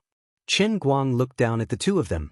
After about 5 seconds of silence, he said, I'm really sorry. I'm not dead. Song Ningyuan's eyes widened. He couldn't understand what had happened at all. The dark web couldn't be lying. The video must be real. But why would Qin Guang appear in front of him? What the hell was going on? Something must have gone wrong somewhere. Song Ningyuan opened his mouth slightly. He really wanted to beg for mercy. Unfortunately, he could only make soft sounds in his throat. He couldn't say a word. Zheng He was calmer than him. His sixth sense told him that something was wrong. His right eyelid had been twitching non-stop in the private room. Looking at the expressionless Qin Guang, he suddenly recalled a memory that was about to dissipate. It was in the evening. He had mustered up his courage for a long time and tried to talk to the girl he liked, Wenwen. However, he had been infuriated by Qin Guang, who was standing beside Wenwen. At that time, he had only treated Qin Guang as an insignificant toad. Later on, he had even thought that he could find a few people to beat him up. That would be enough to make him back off obediently. However, he hadn't expected this kid to be so stubborn and unyielding. He could fight with his life on the line. Later on, he had found a martial arts expert in the school to cause trouble for him. However, he hadn't expected this guy to suddenly become an expert after not seeing him for a few days. After that, not only had he failed to woo Wenwen, but he had also annoyed her. She had even given him a verbal warning. Later on, he had bumped into him at the airport with Jiang Yage and Jin Shiyue. Jiang Yage, who had a powerful background, had stood up for him, and he had completely given up on the idea of being enemies with him. He had thought that he would have nothing to do with him from then on. He hadn't expected to run into him again because of his cousin. In fact, Zheng He hadn't expected things to turn out like this. especially when his cousin Song Ningyuan had said that he wanted to find an assassin. He had even thought that he was just saying it out of anger. However, he hadn't expected him to really do it. Just now, when he had learned of Qin Guang's death, he still couldn't get rid of the joy in his heart. Although he might not have a chance to get one in the future, he had always felt the pleasure of revenge. But why now? Why was he standing here? What would he do to the two of us? He thought silently. He struggled hard, but he couldn't even move his fingers. He even thought to himself, if I hadn't come here today, would I have been able to stay out of this? However, how could there be so many ifs in this world? In the corridor of this club, a cold and gloomy aura emerged out of thin air, completely enveloping the hearts of the two cousins, Zheng He and Song Ningyuan. Chapter 12:15. Chen Guang didn't intend to waste any more time on these two. He didn't care if Zheng He was involved or not. In his eyes, these two brothers were one. Even if Zheng He didn't fork out the money, he definitely knew about this. Then, he would be considered Song Ningyuan's accomplice. In a sense, Chen Guang's guess was right. A long time ago, when Zheng He first discovered that Song Ningyuan and Qin Guang had met, he had half-jokingly suggested that they should just find a real professional to kill Qin Guang. But Zheng He didn't expect Song Ningyuan to take it seriously and actually do it. Not only that, but Song Ningyuan wasn't the only one who put a bounty on Qin Guang. Including others, the total bounty was as high as 400 million yuan. Moreover, Qin Guang and his family were deeply troubled. If only he hadn't made things difficult for him back then. If only he hadn't meddled in Song Ningyuan's affairs. Before he died, Zheng He still had this thought in his heart. Song Ningyuan didn't think so much. The moment Qin Guang appeared, he had already guessed his ending. He just couldn't understand why Qin Guang didn't die even though the bounty was already gone and the video was 100% real. He even thought that this might be an illusion. Perhaps everything would return to normal after he woke up tomorrow. Looking at Qin Guang's large palm pressing on his forehead, Song Ningyuan gradually felt his breathing getting heavier and his heartbeat slowing down. All kinds of memories from his short life gradually surged into his mind. There were his naughtiness when he was young, his innocent youth, and the debauchery he enjoyed when he was studying abroad. Even more so, he returned to his family and participated in the management of the family business. All of these things flashed past his mind like a white steed passing through a crack. In the end, all his thoughts turned to his current state of extreme distress and exhaustion. How did he kill me? He had only pressed his hand on my body, but why did I feel as though all of my internal organs were being squeezed? Could it be that Qin Guang was the same as the rumors I'd heard before, that he had a legendary inner force that surpassed human understanding? But I've never heard of this kind of internal energy. This was even more powerful and terrifying than the kind of people my father had told me about. Those people could only use the so-called inner force to move faster, jump higher than ordinary people, run faster than ordinary people, and even use their palms to break bricks. However, I had never heard of anyone who could make someone's internal organs fail just by touching their palms. Expressionlessly, Qin Guang looked at Zheng He and Song Ningyuan, whose faces were getting paler and paler, and whose eyes were getting more and more terrified. There was no ripple in his heart. Finally, the two of them slowly closed their eyes, and their heartbeats completely stopped. Without any pause, Qin Guang turned around and left, his figure disappearing into the fire escape. 10 minutes later, he returned to an alley about 2 kilometers away from the clubhouse. He found the motorcycle from a pile of garbage and rode it away. With the help of an insider, Qin Guang had completely avoided all the surveillance of Skynet. Of course, it didn't matter even if he had been seen. With modern medical methods, it was impossible to find out how Song Ningyuan and Zheng He died. No matter how good a forensic doctor was, it would be the same. In the end, they could only conclude that the two brothers had done something crazy before, which eventually led to their sudden deaths. 3 hours later, he rode the motorcycle back to Lilai quietly. Shui Lin hadn't slept all night. She waited for him to come back before reporting, "Brother Guang, there's news from Wujing. Song Ningyuan, the vice president of Tiansong Water Group, and Zheng He, the senior director of New Ray Group, both died suddenly." When did the report come in? 10 minutes ago.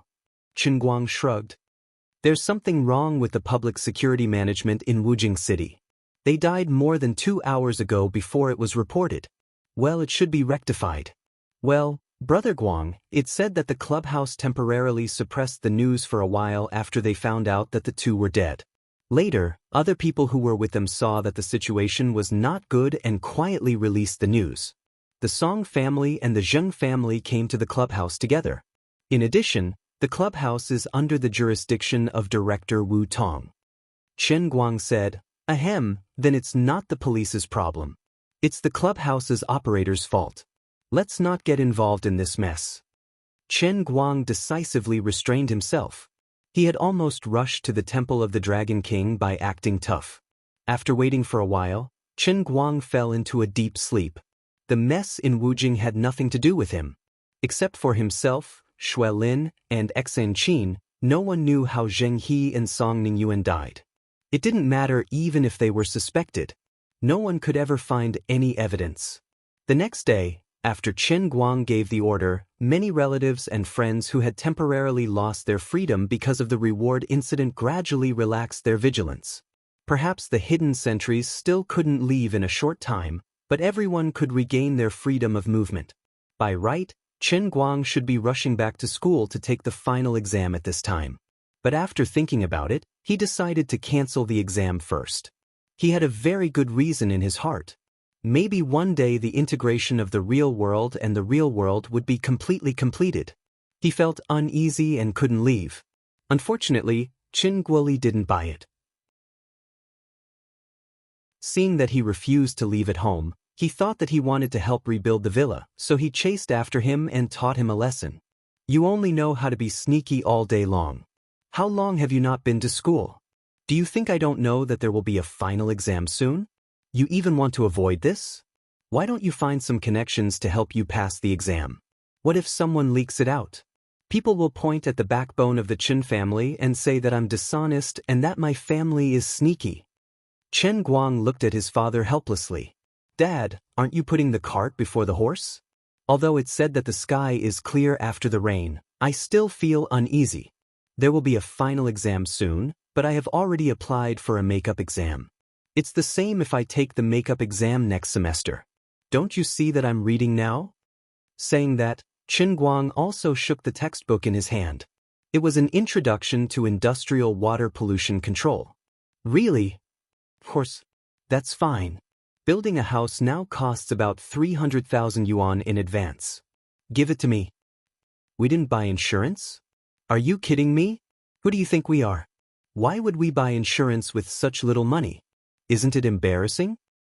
I think, according to your financial thinking, even if our hot pot restaurant didn't have that incident, I'm afraid it would go bankrupt sooner or later. In fact, Chen Guang did not do nothing when he came to the county. He had already asked people to start investigating the Schultz family, Sanxing Group, and related personnel of Japan's financial groups. Although he could directly kill them and use mental cultivation to catch them and put them on trial, with his previous experience, he was not willing to take this risk easily. Every time he used mental cultivation, his mind would become extremely tired and dispirited. Who knows, the world might suddenly change, and if something went wrong, it would be too late for regrets. After 7 days, Chen Guang had almost finished the entire semester's curriculum by himself. Finally, there was a tip-off from outside, confirming that there was a problem with the Schultz family's financial flow. The amount was as high as 150 million US dollars. Chapter 12:16. He didn't feel relieved after the matter was confirmed. He still had to face the same problem. Should he go on this trip or not? The Schultz family was in Los Angeles. Chen Guang had 2 choices in front of him. He could either go to Los Angeles personally to find the person in charge of the Schultz family and send him on his way, or he could use someone else's help and order the Guangdong General Administration to send an expert to act on his behalf. The second method seemed easy, but Chen Guang couldn't make up his mind easily. Other than a few people, most inner force martial artists were only at the peak of skin force. Although they were much more powerful than ordinary people, they could still be killed by modern high-tech weapons. Foreign countries were not like domestic ones. No matter how big the incident was, it was still within the scope of one's own people. However, it was different on the other side of the ocean. It was not one's own territory. The Schultz family's status was not to be underestimated. A slight move in one part would definitely affect the rest. Although the dark web's bounty happened in the underground world and ordinary people didn't know about it, it was no secret in the eyes of those at the top of the pyramid. Therefore, everyone in the world could guess that he had a grudge against the Schultz family. Now, in the eyes of others, he was already dead. If something happened to the Schultz family, others would think that it was most likely his subordinates who took revenge. Since Wuxia could develop special equipment that could deal with inner force martial artists, it was impossible that America, which was more technologically advanced, didn't have it. He had nothing to fear, but if other martial artists died because of him, Qin Guang wouldn't feel at ease. He was in a difficult position. He hated that he couldn't use God mode like before, and he didn't have the ability to split himself into two. In the past few days, Tianguang Group, which had not responded for a long time, finally became the target of public criticism. Women was still on the air. Hi, my God. They were also in the midst of production and would resume broadcasting next week. The huge Tianguang Group acted as if nothing had happened. They didn't comment on the rumors that Qin Guang was dead. The result was that the calmer they appeared to be, the more they revealed themselves. In the first few days, there were self-media people who clarified on the internet, saying that it was impossible for Qin Guang to die so easily. But as time passed, these voices gradually disappeared, and more people felt that Qin Guang might really be dead. More people went to Gokyo University to look for Qin Guang's classmates, just to ask about him, but no one knew anything. They all said that they hadn't heard from him for a long time. Sun Xiaoxuan, Lin Jingwei, and the others who knew the inside story would never reveal it. There were even bold reporters who directly rushed to the Tianguang Group's headquarters in Wujing and blocked the door to ask about Qin Guang's whereabouts. The employees also knew nothing about it. As for the company's senior management, they all said that they had no comment. They didn't know either. Not only that, but there were even hardcore fans of Almighty Superman who simply called the police. Even Wu Tong received quite a number of police notifications. Chen Guoli, who originally planned to renovate his house, couldn't stand the disturbance, so he simply went into hiding again. Out of sight, out of mind. In the end, Qin Guang still went out. There was no other reason. After another day passed, the Xianxia Group's capital flow was also found out. Not only that, the person in charge of the Xianxia Group was also not in the country at this time, but in Luoyang City. Chen Guang didn't need to think to know that it was very likely that after the Xianxia Group participated, they guessed that the Schultz family was most likely an accomplice. For the purpose of benefits, the Xianxia Group decided to take the initiative to rope in the Schultz family.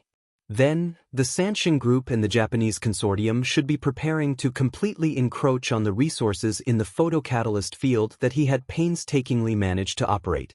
As he expected, Zhuo Jingxi, who was in Prince's laboratory, received a call from the Xianxia Group and the Japanese consortium at the same time, giving quite harsh conditions for cooperation. Zhuo Jingxi rejected them without hesitation, but things didn't end there. The other party seemed to have guessed from the beginning that Zhuo Jingxi wouldn't easily agree, so they gave all kinds of hints and warnings over the phone. Since the other party had already done this, Qin Guang felt that he couldn't wait any longer. It seemed that the fusion of the two worlds wouldn't be that fast for a while. Maybe if he moved fast, he could make it back in time after a long trip. After making up his mind, he immediately went out. This time, he found an expert in disguise from the headquarters to follow him. With this disguise technique, he could save a lot of inconvenience when moving abroad. 2 days later, Chen Guang, who was disguised as a middle-aged man, appeared at the Los Angeles airport hand in hand with a very beautiful middle-aged woman. "Mr. Zhong, let's go to the hotel to rest first." The middle-aged woman put half of her body on Qin Guang and said in a very sweet voice. Chen Guang slightly struggled and pushed the woman further away. "Okay, Yin, restrain yourself. We came out for business. Don't use those tricks on others on me." The woman named Yinyu's face slightly changed. She slightly retracted her body and said embarrassedly, I'm sorry, it's a professional habit. Chen Guang sighed. I know. Otherwise, I would have thrown you out a long time ago. He had no choice but to bring along the eldest disciple of Moon Sunflower sect, Yin. This Moon Sunflower sect was a sect that mainly trained female assassins in ancient times. It was quite famous in history. Although it was now in decline, it was still one of the 27 sections. It was especially skilled in disguise, concealment, and assassination. At that time, Chen Guang had mentioned it casually. It just so happened that the eldest disciple of Moon Sunflower sect, Yin, was also happy to come, so he brought her out. He didn't think that this girl, who was in her late 20s, would be so open-minded. First, she disguised Chen Guang as a middle-aged man. Chen Guang had originally asked her to disguise herself as a young woman and pretend to be his daughter, but she insisted on disguising herself as a middle-aged beauty. She even said that disguising themselves as husband and wife would make it easier for them to move around. It would also be convenient for them to stay in the same room when they were outside, and it would be convenient for them to touch up their makeup.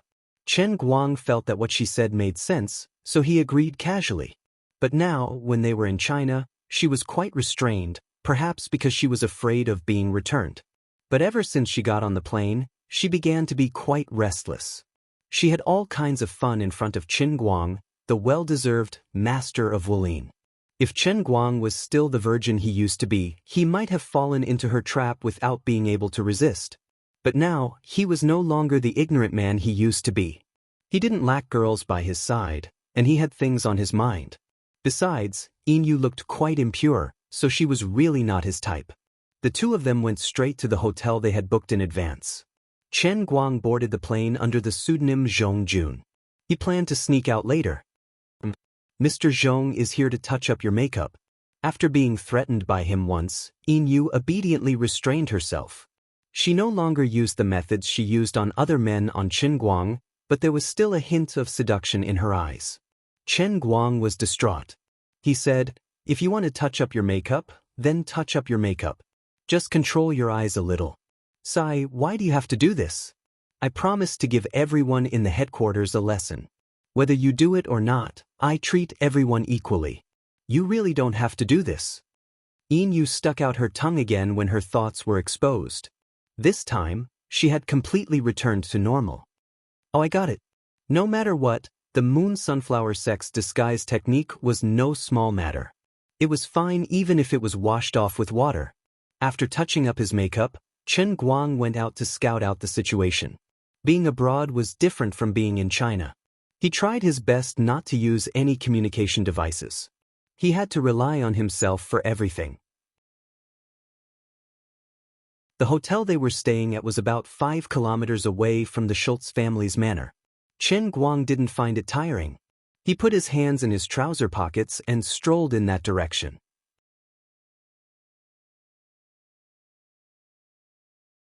Chapter 12-17. It hadn't been a long time since he last came to Luoyang City. This bustling city hadn't changed at all because of his visit. The only difference was that there were no longer posters with his handsome face hanging on the streets and alleys. Instead, there were posters of other people, such as Gillette's razor, or someone's new movie or play. What Chen Guang had done in the past had indeed turned the bustling Luoyang City upside down for a period of time, but time and the city had worked together to erase the deepest traces. The only thing that reminded Chen Guang of the time when he came to Luoyang City with women was probably the poster of Emma Watson. After acting in Romeo and Juliet with Chen Guang, little Watson's acting skills seemed to have improved out of thin air. She was now more and more famous in the European and American drama industry. From a rising star in a small circle, she had now become the face of a drama. She deserved it. Chen Guang was never stingy with his generosity. He was also willing to let those who were willing to help him benefit from it, whether it was intentional or not. Unfortunately, he did not have much time now. Otherwise, Chen Guang would have liked to see Emma Watson's performance. But he decided not to do so now. Chen Guang, who had disguised himself as a middle-aged man, did not have to worry about being recognized at all.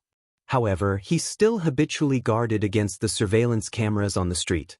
No one would believe it, but there were fewer surveillance cameras on the streets of Luoyang City than in Wujing City. It was quite easy for Qin Guang to avoid them. No wonder the crime rate in America was so high. But it was not as if Qin Guang had never encountered something that troubled him. In order to avoid the surveillance cameras, he accidentally walked into an alley. He had only taken a few steps when a few very strong black men jumped out from a small door next to the alley. "Hey, old Asian man, leave your phone and wallet behind and get lost. This is not a place you should be." The black man standing at the front was shaking a long dagger in his hand. His waist was bulging and he was probably carrying other things with him. Bang, clang, don't. 10 seconds later, Qin Guang clapped his hands and left, leaving a few of his buddies moaning on the ground. The dagger was broken into 3 pieces, and the guns they had hidden at their waists were scattered everywhere. Qin Guang whistled and cursed in his heart. Was it because his disguise was too simple and honest? What era was it? How could he still be robbed? Someone actually dares to rob me? Do you really know how to write the word death? Well, they can't write Chinese. Originally, he thought that the Schultz family would be heavily guarded at this time, but after arriving here, he found that was not the case. The huge gate of the manor was filled with cars and people, and the atmosphere was even a little festive. Qin Guang didn't approach him rashly. Instead, he found a cafe nearby, ordered a latte, and sat down. He then asked the waiter to bring him a copy of Hitchcock's suspense stories and pretended to read it. No one noticed that most of Qin Guang's attention was on the people going in and out of the Schultz family's manor. He saw several Asian faces. These people looked quite wretched. They bowed their heads when they walked, as if everyone was their boss. Needless to say, they were people from the Sanshin group. In addition, some people who looked like doctors came out from time to time. They should be the psychiatrists hired by the Schultz family to treat the young Schultz. Qin Guang couldn't help but snicker. "Are you kidding me? You're going to cure the guy that I made crazy? Then I, Qin Guang, should go home and plant sweet potatoes." After sitting for an hour or so, he got up and left. This was the last time he confirmed his guess. There was no need to hesitate anymore. The Schultz family was indeed involved in this matter. Old Schultz had come out for a short time to see off a well-known brain doctor in the United States. When the doctor left, he was frowning. Obviously, he couldn't do anything about Schultz's condition. Old Schultz didn't get the result he wanted, and he looked gloomy.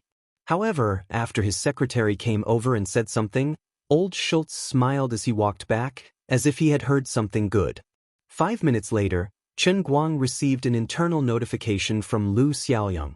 Lu Xiaoyang had just called to report that America's cinemas had gone crazy and requested for women to be removed. Although women had passed its peak, the drop in the box office was still within a controllable range. The daily box office was still more than 5 million, and the drop was getting slower. Many performing arts students and people who were interested in the art of film became the main consumers. They watched the movie 10 times or even 20 times. Because of this, it was understandable that the screening rate was lowered. However, women could challenge the record of the longest screening period in North America, which was 3 months. This was a historical record for Chinese films. More importantly, the longer the movie stayed in the cinema chain, the more money they could make. Qin Guang didn't reply to the message, but it didn't take long for the inside information to be updated again. It was confirmed that the Schultz family had taken the initiative to contact several companies that controlled the largest cinema chains in North America, hoping that they would stop showing women. In fact, for these cinema chains, it didn't make any difference whether they stopped showing the movie or not. Now that women had passed its peak, it didn't matter who the movie was. If nothing had happened to Qin Guang, these cinema chains might not have been willing to offend him. However, the fact that he was beheaded had almost become an open secret. Since he was already dead, they didn't need to care about his feelings. Qin Guang didn't need to ask anyone else. Combining the two things, he guessed that was what old Schultz's secretary had just told him. He couldn't help but sneer. Did they really think that I was dead? The terrible thing wasn't over yet. After Qin Guang returned to the hotel and had dinner, Zhuo Jingxi, who was in Prince, called him. She said that things had changed again. Although her personal safety wasn't a problem under Auntie May's protection, Prince's laboratory was obviously disloyal. Many new faces appeared outside the laboratory.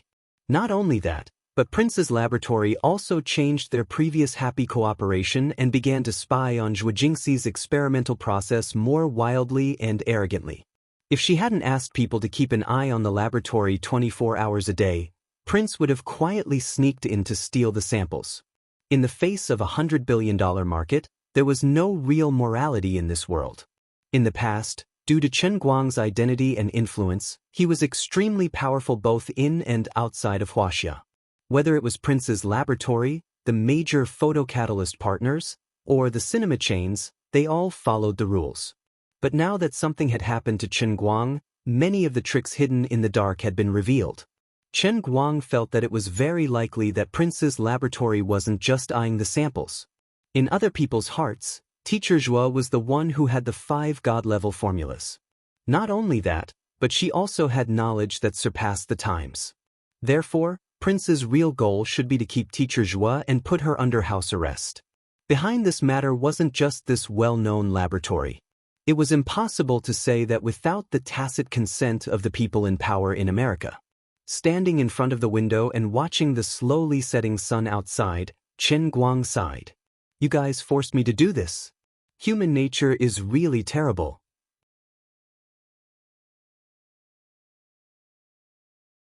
Chapter 12-18. In the past few days, the staff of Tianguang Group had all left Los Angeles for New York. This was an order from Chen Guang. Luoyang City was the base camp of the Schultz family. He could not rule out the possibility that the Schultz family would continue to cause trouble for his company's employees after he died. Therefore, it was better to avoid trouble. Before the dust settled, Chen Guang asked the staff of Tianguang Group to temporarily evacuate Luoyang City. He did not want to give the Schultz family any opportunity. In New York, Tang Xiaokai's network was very wide.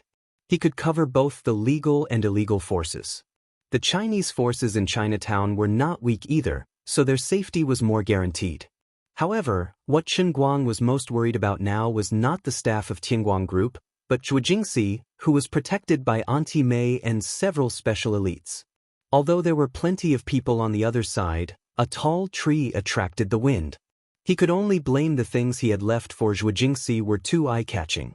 He felt that they were insignificant, but in the eyes of others, just 5 photocatalyst formulas were worth a rich oil field. Once this resource was obtained by any technology company, it could even create a trust company comparable to Rockefeller. It would have an absolute global monopoly for at least 20 to 30 years. Who would not be tempted by this kind of resource? Not to mention America, which had always occupied a dominant position in various fields of technology. If it was just a civilian force, Zhuo Jingxi's safety would not be too worried. However, once it involved America's political power, even with Auntie Mei's protection, it might not be safe. Teacher Zhuo's life might not be in danger. It was more likely that he would be placed under house arrest. However, Auntie Mei and the other special elites would definitely die. I really have to hurry up. With this thought in mind, Chen Guang said goodbye to Yinyu. He first went to the window and looked down. Then he quietly snuck out of the hotel room. If a hotel security guard happened to see him go out at this time and then looked at the surveillance, he would find something particularly strange. There was clearly a person walking out, but there was no image in the surveillance at all. This was because Chen Guang had used the flowing light shadow technique he had learned from the realm of Zhenwu. He had spread out his internal energy in a special way and arranged it around his body so that the light around him would be refracted at a certain angle. Naturally, there was nothing in the picture taken by the camera at the end of the aisle. However, this move wasn't that bugged. It wasn't true invisibility. Once the light's entry point changed, it wouldn't work. If it encountered a patrol, it would look no different from an ordinary person. The experts of Jianghu in the world of true martial used this trick to deal with the sentries that were located far away from them. The others would look at them from the same position, and their line of sight wouldn't shift. This flowing light shadow technique was very effective. In modern times, this move was even more useful. Using it to deal with surveillance cameras was like a divine skill tailor-made for them. This was something that Chen Guang had just dug out from his brain. You really couldn't blame him. He had learned too many things. Even a computer would need time to search the hard disk, let alone a human brain. In addition, there was another reason that prompted him to make this decision. Damn, this was actually the 28th floor. From here, it was all smooth tempered glass walls. He couldn't jump or climb. It was a trap. Using the same method, Chen Guang made his way down the fire escape to the ground floor. He even encountered 3 property inspectors along the way, but they were all avoided by him. In the end, Chen Guang stuck to the bottom of a Land Rover and left the hotel through the underground garage. Although he didn't have much experience as a special agent, Chen Guang was still the boss of the Guangdong General Headquarters. Before this trip, he had crammed a lot of knowledge for himself. He had also asked the experts in the bureau for advice. Yin Yu, who was also good at this kind of thing, was with him. As long as he was serious, he could make things foolproof from the beginning. First, everyone thought he was dead. Second, once his whereabouts and news were leaked, it would leave such a signal in the Americans. The high-level officials of Wuxia personally massacred the Americans' wealthy family. It might cause international disputes on a certain level, and it would cause a lot of trouble for the old men. At this time, the Schultz manor was brightly lit. This was the 3rd consecutive day that the Schultz family had held a cocktail party. At the cocktail party, people exchanged toasts and whispered to each other. Old Mrs. Schultz was holding her husband's hand as they walked around the garden, greeting the guests from time to time. Mrs. Schultz's brows were tightly furrowed. Anyone could see that she was in a bad mood. When the two of them walked to the corner of the garden, an argument finally broke out. Red, why are we wasting time on this meaningless thing at this time? Shouldn't we continue to think of ways to treat Coleman? That's enough. Shut up. Do you think I haven't thought of a way? I see at least 8 doctors and 7 medical experts a day. Everyone is thinking of a way. I've used all my connections to try to contact everyone I can. In the whole world, other than the Wuxia brain and psychiatric experts, maybe only the aliens haven't received my people's calls. But is it useful? Although what you said is the truth, it's only been a month. We can't give up on Coleman so easily. Did I say to give up on him? Then what are you doing? Why are you still holding a cocktail party? I'm taking revenge. What do you mean? That Wuxia man made Coleman like this. Will I let him go so easily? Isn't he already dead? But his family is still alive, and his company is still earning dollars in the United States. If we do nothing, sooner or later, the forces he left behind will become stronger and stronger. The Wuxia people won't let it go. So, I have to destroy them completely and not give them any chance. But what does this have to do with the cocktail party? The Wuxia people have a very complicated background. His death hasn't been completely announced yet, but this is like a buried bomb that can explode at any time. When that happens, what awaits us will be crazy revenge. Crazy revenge? The Wuxia military will send agents to Los Angeles to cause trouble for us? That won't happen. This is the United States. The Wuxia people can't do whatever they want. They have to care about the international impact. Then we don't have to care.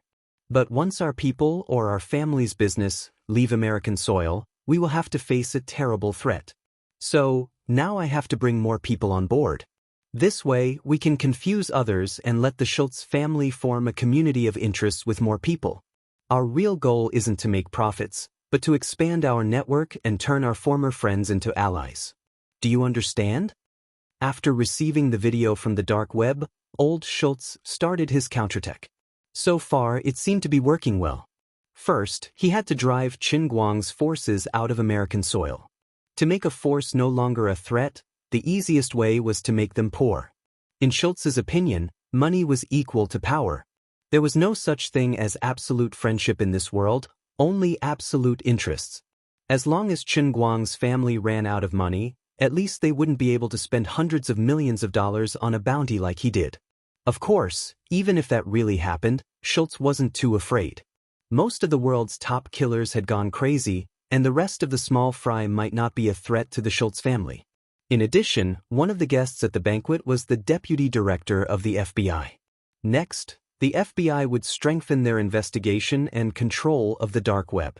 They might not be able to catch the hidden website operators, but it would be good to make them more restrained. Old Schultz's counterattack was comprehensive, but he missed one point. He didn't expect that Qin Guang wasn't dead and had come to Los Angeles to take his head. When Qin Guang arrived at the Schultz manor, it was already past 9 at night. The place was still noisy. The older generation was discussing in the conference room, and the younger generation was having a party in the banquet hall of another building. Coleman Schultz's younger brother, Randolph Schultz, was in charge of greeting the guests. He didn't seem to be in a good mood. Many people guessed that he might be secretly happy about his brother's misfortune. After all, it meant that the entire Schultz family's wealth belonged to him. But that wasn't the case. The two brothers were very close, and 30 of the $150 million on the bounty had been contributed by him. Randolph, don't be sad. Your brother will get better. A beautiful supermodel came up and comforted him. Randolph smiled. I hope so. Okay, you guys have fun. I'm going to see my brother. About 20 meters away from the window, under the bushes, Chen Guang was looking at Randolph Schultz with a pair of black eyes. The two brothers were roughly 50 to 60% similar in appearance, so Chen Guang could recognize them with a single glance. Relying on his half-baked lip-reading skills, he barely managed to read Randolph's words. So, Chen Guang decided to secretly follow Randolph Schultz. Chen Guang thought that they would hide the elder Schultz in a very secluded place. He didn't expect Randolph Schultz to come out of the house and go straight to the two-story bungalow next to it. Chen Guang used flowing light and shadow, and when the guard turned his head for a moment, he lightly tapped the ground and leaped onto the balcony. Coincidentally, the floor-to-ceiling window was open, so he slipped into the room and hid behind the curtain. Heavy breathing came from the front. Chen Guang slightly opened the curtain and saw Coleman Schultz, who was tied up with ropes. Ever since he was forced to make a deal with her, this guy had completely gone mad. Wait, what I said is a little ambiguous. Forget it, it doesn't matter. This guy is already a dead man. The door opened, and Chen Guang flashed back behind the curtain again. It was Randolph Schultz who walked into the ward. Chen Guang wasn't in a hurry to make a move. He wanted to hear what Randolph had to say. Brother, I will avenge you. Damn, I'm already dead. Who are you going to take revenge on? We know where Chen Guang's family is. I won't let them go. *CK. This kid is capable. He has dreams, pursuits, and courage. I also know that the Chinese Chen Guang has a lot of women. I will get them all, and then let them taste the wrath of the Schultz family. Chen Guang couldn't control his urge to grind his teeth. I will make all of Chen Guang's female family members become B. Fine, Master Guang didn't need to wait for him to finish. B, do you think I don't know? I'm a B. I'll kill Bill. His figure flashed, and he appeared behind Randolph Schultz like lightning. Randolph only saw a shadow pass by the corner of his eye, and then he felt a chill on the back of his neck, as if someone had placed an ice cube on his neck. He tried to raise his hand, but it was futile. Then he felt his eyelids getting heavier, and his head getting heavier. The world in front of him quickly turned dark. Kid, you are very ambitious, but it's not very realistic. If you want to achieve your dreams, you must first be alive. Randolph heard this voice before he died. Although he had never seen Chen Guang in person, he felt a sense of familiarity. This was not the first time he had watched many videos related to Chen Guang with hatred. But wasn't he already dead? I know what you're thinking, but it's meaningless. I hope you'll be a good person in your next life. Goodbye. His hand that was holding the back of Randolph's neck shook slightly, and 5 extremely destructive internal forces gushed out of his 5 fingers and blasted into Randolph Schultz's body. Therefore, many things in this world were made up of countless coincidences.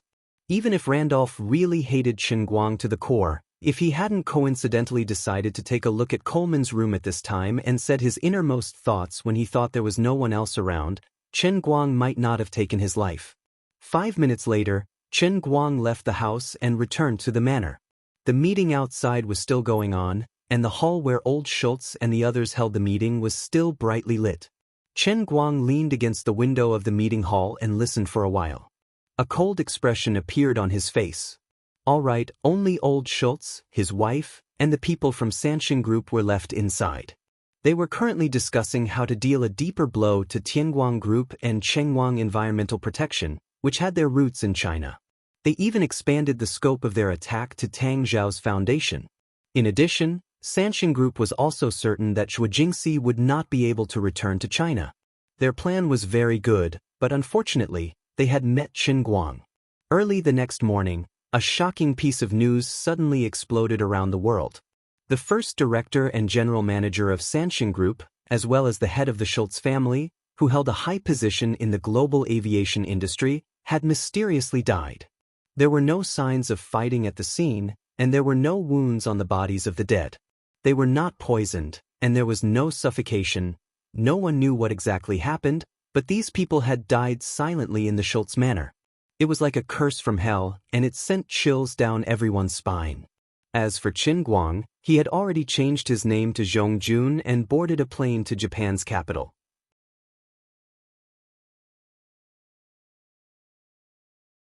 Chapter 12-19.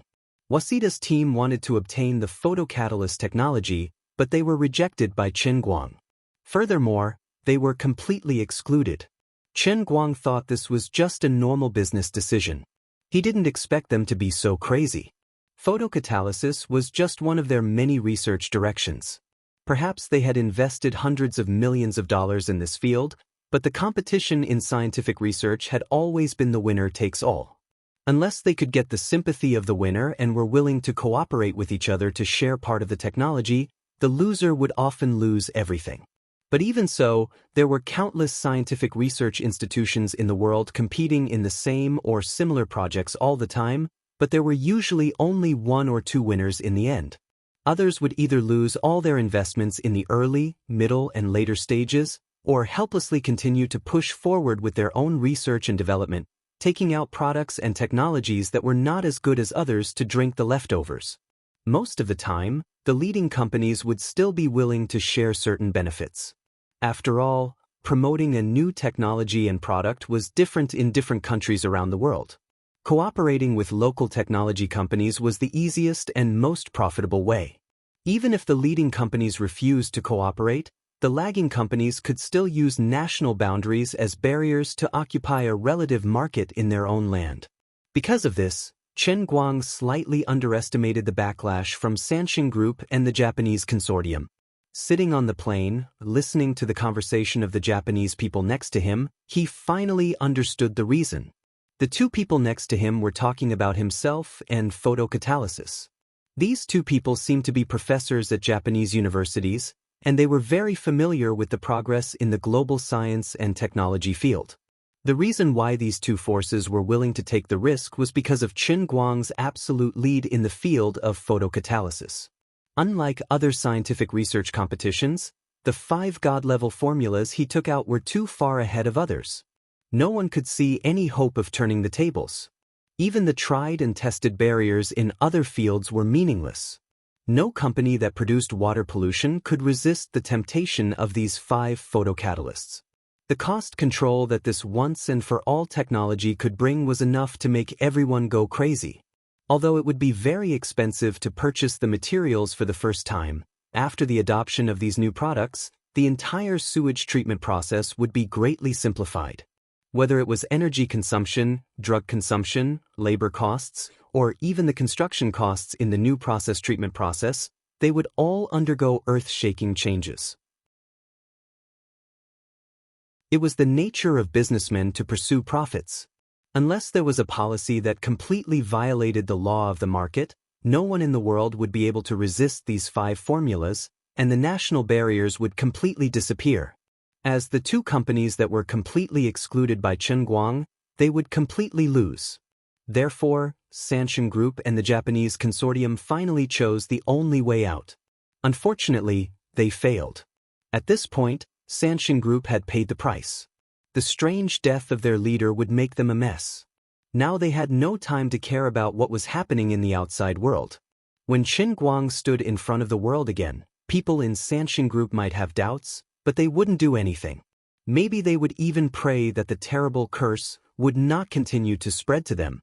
After a day of work, Yamada Hideho dragged his tired body back to his home on the 9th floor of the Capitol building in the center of Tokyo City. This was a duplex apartment with a floor area of nearly 300 square meters. This kind of house might not be very luxurious, but in this area, in this building, this type of apartment determined the value of this house to be close to 80 million renminbi. People who were qualified to live in this building were either rich or powerful in Japan. Some people might say that not living in a villa was not a hero, but that was pure bullshit. Only God knew how expensive a house in Tokyo City was. Yamada Hideho was the eldest son of the chairman of Yamada Corporation and the current executive president of the corporation. His identity was one of the top people in the world. And Yamada Corporation was the main sponsor of Wuxia Photocatalyst Laboratory. If Wuxia could produce results, then Yamada Kai would be the biggest beneficiary. They had the highest proportion of ownership of the patent, and they could enjoy the economic benefits brought by the transformation of the results. Of course, if Wuxia's research results were destroyed, the nearly $700 million that Yamada Kai had invested in it would go down the drain. Losing their investment was not the most devastating part. Now that the whole world knew that photocatalyst technology could be called an epoch-making new field, what they lost was the future. Although many people still thought that this field was slightly metaphysical, it was hard to say whether it was true or not. But in the end, it was because the relevant technology on the market was not mature, and the catalytic reaction conditions were too harsh. After the businessmen got the half-baked technology, they exaggerated it to make huge profits. In the end, many people thought that the so-called photocatalyst was a scam. But real scholars knew that things were not as simple as ordinary people thought. It was not that there were no powerful photocatalysts, but the production cost was too high, and the effect could not reach the point where people could ignore the cost. But judging from the technical results revealed by Zhuo Jingxi, the person in charge of the newly established Morning Light Environmental Protection, the formula in her hands could reach the point where it could ignore the cost, and she had already developed a mature industrial production process. She was even currently conducting industrial production in the laboratory, and it would soon be put into use. The impact of this on the entire industry was self-evident.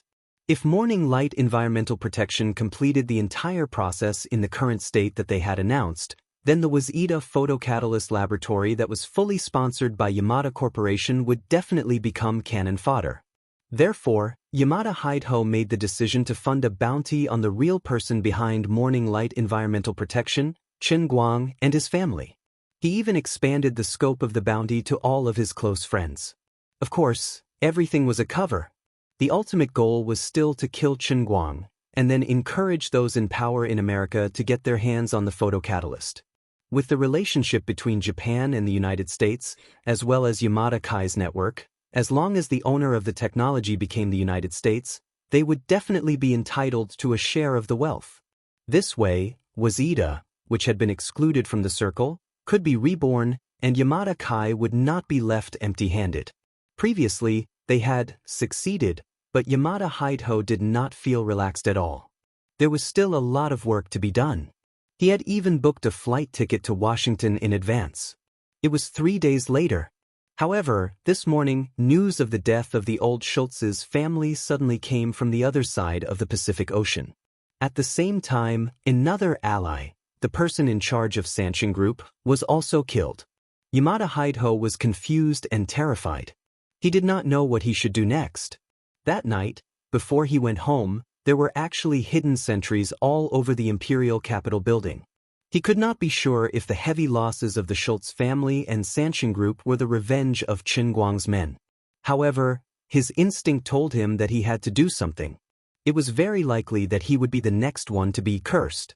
Not only him, but the old house of the Yamada family, where Yamada Hideho's father, Yamada Masaichi, lived, was also on guard. At 8:30 that night, Chen Guang officially stepped onto the shiny floor of the East Capitol Airport.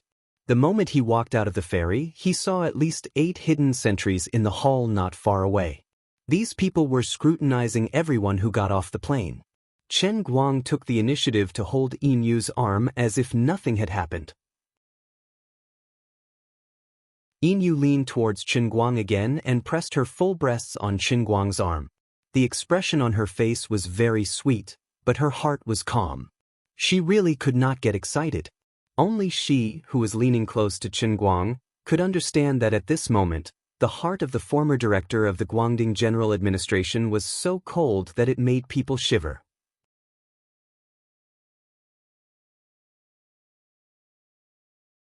Chapter 12:20. Mr. Zhong, are we going to stay here first or are we going to walk around Tokyo? It's rare to come here, it's a pity not to see the scenery here. As the two walked out of the airport hand in hand, Yin, who was leaning on Qin Guang, suggested casually. Qin Guang thought for a moment, let's walk around, go to Shinjuku and see Kabukicho. You men only know how to go to these romantic places all day long. What do you know? This is the biggest feature of Japan. This is the pillar of other people's industry. I came here as an international friend. Of course, I have to spread the prestige of the Chinese people. Go, go, go, go, go, go. If you talk too much, get the hell out of my hotel. Yin shook Qin Guang's arm and said coquettishly, okay, you're the boss, you have the final say, I know I'm wrong. Although Yin had disguised herself as a middle-aged woman, she still had a pretty face and a charming figure. Her appearance at this time was really a bit pitiful. Qin Guang's face was seduced, his heart was calm, but the passers-by felt that he was too much. How could he be so fierce to a beautiful woman? At least you know what's good for you. Qin Guang proudly straightened his neck, like a nouveau riche. After that, the two casually took a taxi and went straight to Shinjuku. Just after the two left, the short man who was standing on the side of the road with them anxiously waiting for a taxi suddenly walked back, took out his phone and made a call. It's not these two. Are you sure? This man and woman just happened to fly from Los Angeles to Tokyo today, the most suspicious. I'm sure they are not a problem. The man should be a rich man, the woman is his female secretary or something. These two have already taken a taxi to Shinjuku, saying that they are going to Kabukicho. They got in Kawaguchi's car. If there is any abnormality, Kawaguchi will report. Very good, Kitajima, you arranged well. Continue to do your job. After the matter is over, your credit will be recorded, you will become a level 5 member of our Yamada group. Thank you, Mr. Takahashi. Qin Guang and Yin didn't stay idle in the taxi. Ever since the two of them said that they were going to Shinjuku, the taxi driver became especially enthusiastic. He even introduced the two of them to the traditional restaurants he was familiar with in broken English. It was said that they could even find famous teachers from home and abroad, just that the prices were a little higher. Qin Guang listened with great interest. He also used his broken English to converse with him in various ways. He talked about Muto-sensei, Matsushima-sensei, and then lamented over Makura-sensei's retirement. He then talked about Ohashi-sensei, who had suddenly fallen off the pedestal, and finally Hattori-sensei, who had been popular for many years and was still considered an outstanding talent. Chauffeur Kawaguchi was furious at Ohashi-sensei's depravity.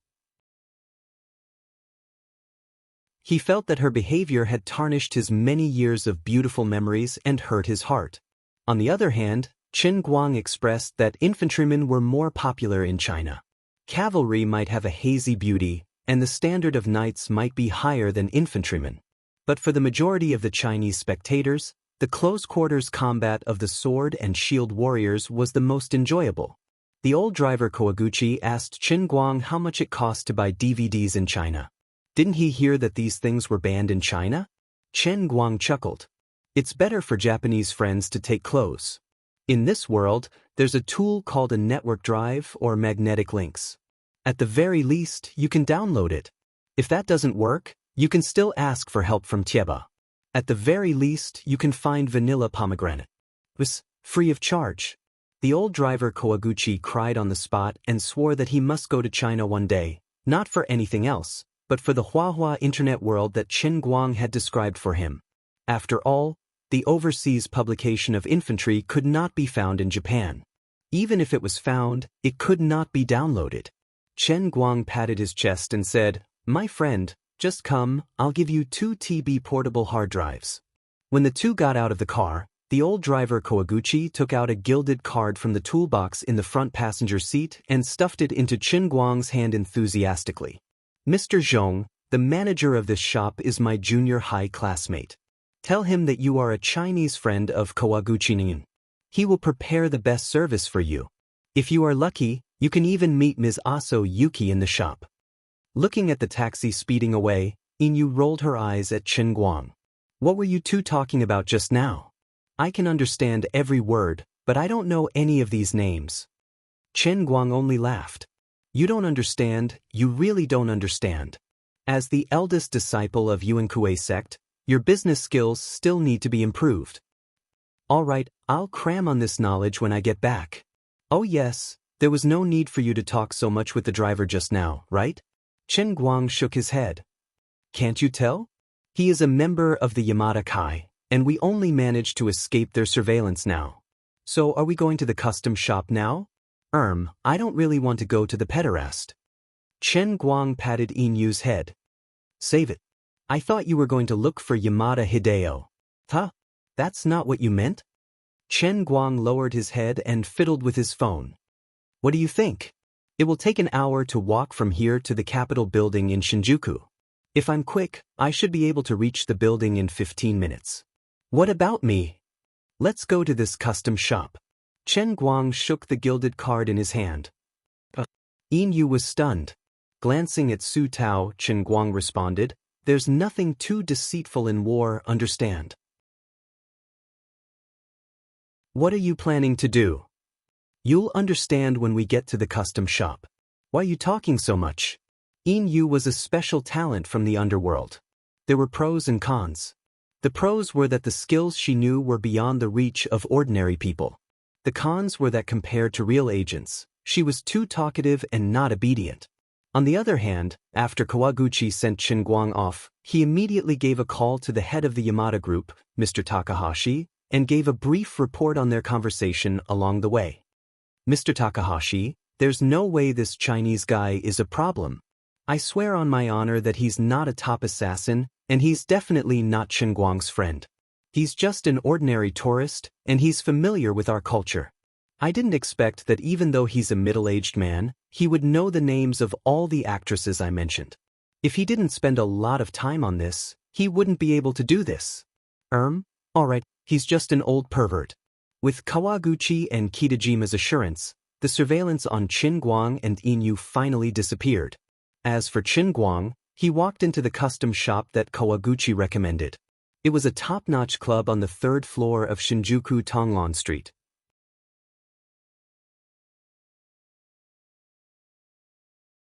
Chapter 1221. Inyu finally understood Qin Guang's intention when the two of them entered the luxurious private room that cost more than 200,000 Japanese yen. Qin Guang coughed lightly and said to Inyu, I ordered Jing Xiang, she is a very strong veteran driver. In other people's eyes, I should be playing crazily with you and her right now, but I will go out of this window later, understand? What about me? Where should I go? What am I going to do? Also, you want to use this famous actress as a disguise, right? But how can we make her not tell others about you leaving? Are we going to kill her? Although Inyu was a senior member of the Moon Sunflower sect, she was not a virgin, but in this foreign country, this place filled with decadent atmosphere, as a young girl, she subconsciously panicked and lost, and the question she asked was also quite unprofessional. Qin Guang only chuckled and patted her shoulder. Isn't this your mission? What do you mean? As far as I know, your Moon Sunflower sect has a very special move, right? Qin Guang asked meaningfully. Inyu's eyebrows twitched. You mean the Yin Sunflower technique? Aha, do you have the confidence to do it? Qin Guang nodded. Alright, I give up. You've really given me a difficult task. Qin Guang coughed lightly, raising an army for 1,000 days, using it for a single day, this is your specialty. But the opponent is a top expert who has seen thousands of mountains and rivers. Don't you know to let them find a rookie? Cough cough. To be honest, it is a bit difficult to find a rookie in this kind of place, not to mention this is Shinjuku. What's more, the stronger the opponent, wouldn't it be a more sufficient alibi for me? Also, different from ordinary people, Famous people are easier to find out about their background, and we are also less likely to be suspected. Actually, it wasn't that Qin Guang was afraid of the Japanese Secret Service organization. With him here, even if they pulled out a big gun, they wouldn't be able to do anything to him and Inyu. He just didn't want to expand this matter to too many unrelated people. Otherwise, with his personality, once he went against the people of the island country's military in this place, as long as he started killing, things would immediately become more serious than he imagined. After waiting for about half an hour, the tall and slender teacher Jingxiang followed behind the manager and walked in with a very enthusiastic attitude. Firstly, Ningyun Kawaguchi's introduction was really useful. Although Ningyun Kawaguchi was a fake driver, this manager was really his classmate. They had known each other since childhood.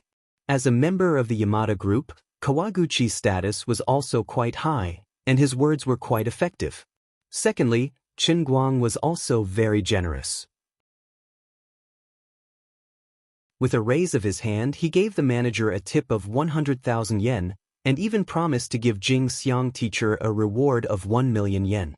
This was simply a sky-high price. Although she heard that it was a Chinese, she was a little hesitant when she received this business, but after hearing from the manager that the customer was a good person, and that he brought his own dry food, and his attitude was also very kind, she was not so resistant. Chen Guang smiled and got up to say hello, then said that he was going to take a bath, and let Inyu accompany Jing Xiang teacher to play.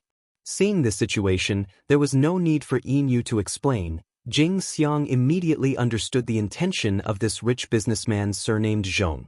As expected of a rich person who knew how to play, no wonder he wanted me to bring people here. It turned out that he wanted to play with the three of them. But if that was the case, why did he bring this woman? It was better to call another good sister. Forget it, maybe he had some kind of quirk.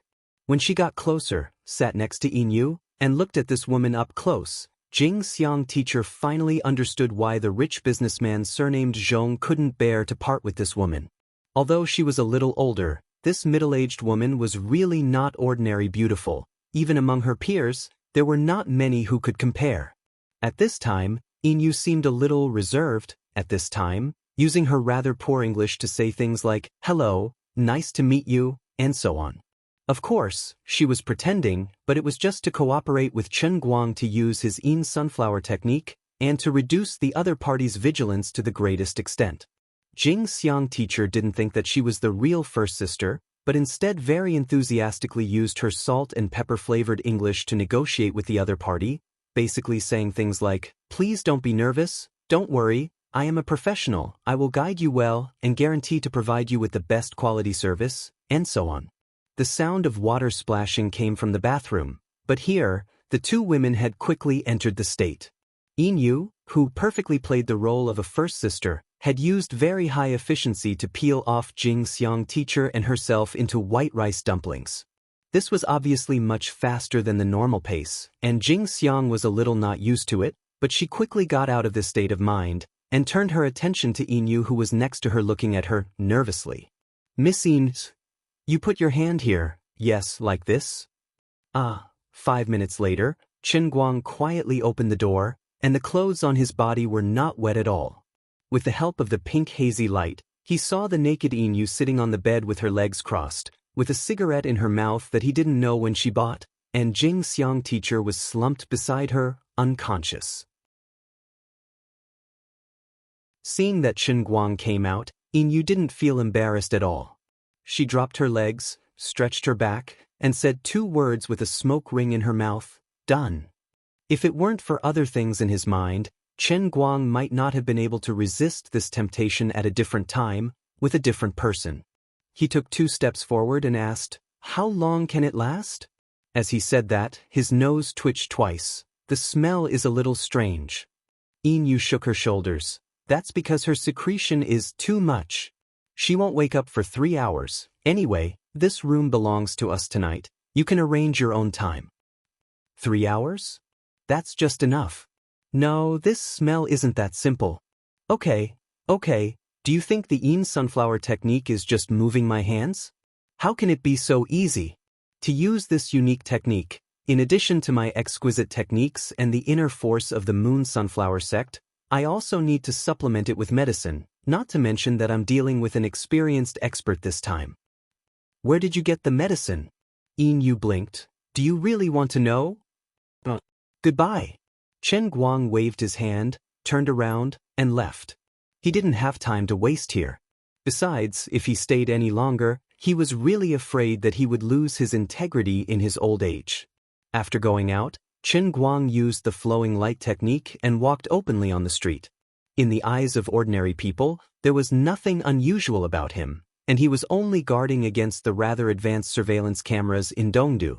In this aspect, Dongdu was better than Luo City, perhaps because Japan focused more on the modern electronic facilities of these cities. If someone had nothing to do and focused their gaze on Chen Guang for a long time, they might occasionally find that he was very strange. His figure would flicker from time to time like an electronic character. It wasn't that he was weak, but there were some places where he couldn't avoid being recorded by 2 or 3 surveillance cameras from different angles, which was a new challenge for him.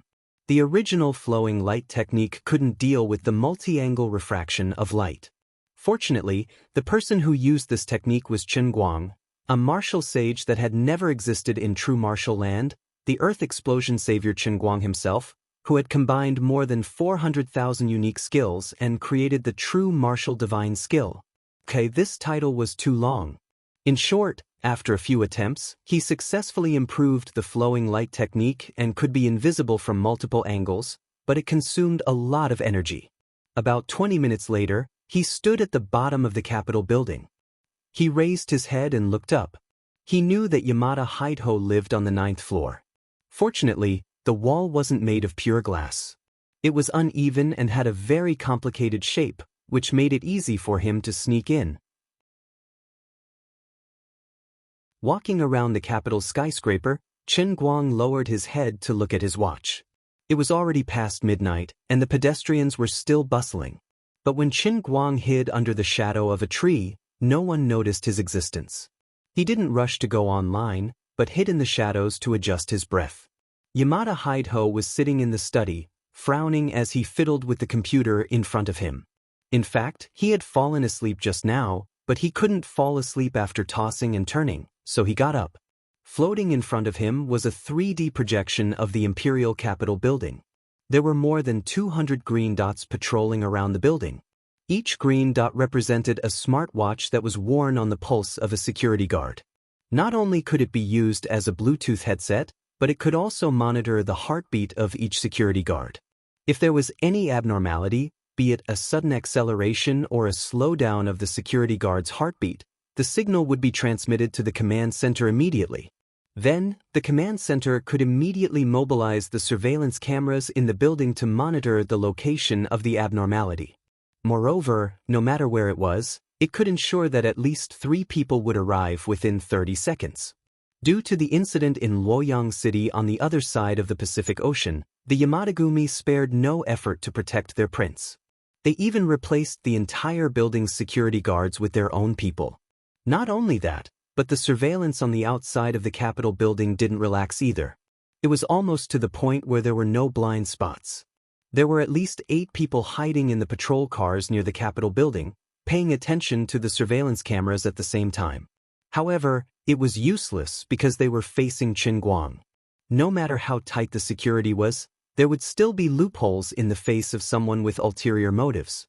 Moreover, it was Chen Guang who had all kinds of special skills. After adjusting his breathing, Chen Guang used his qinggong.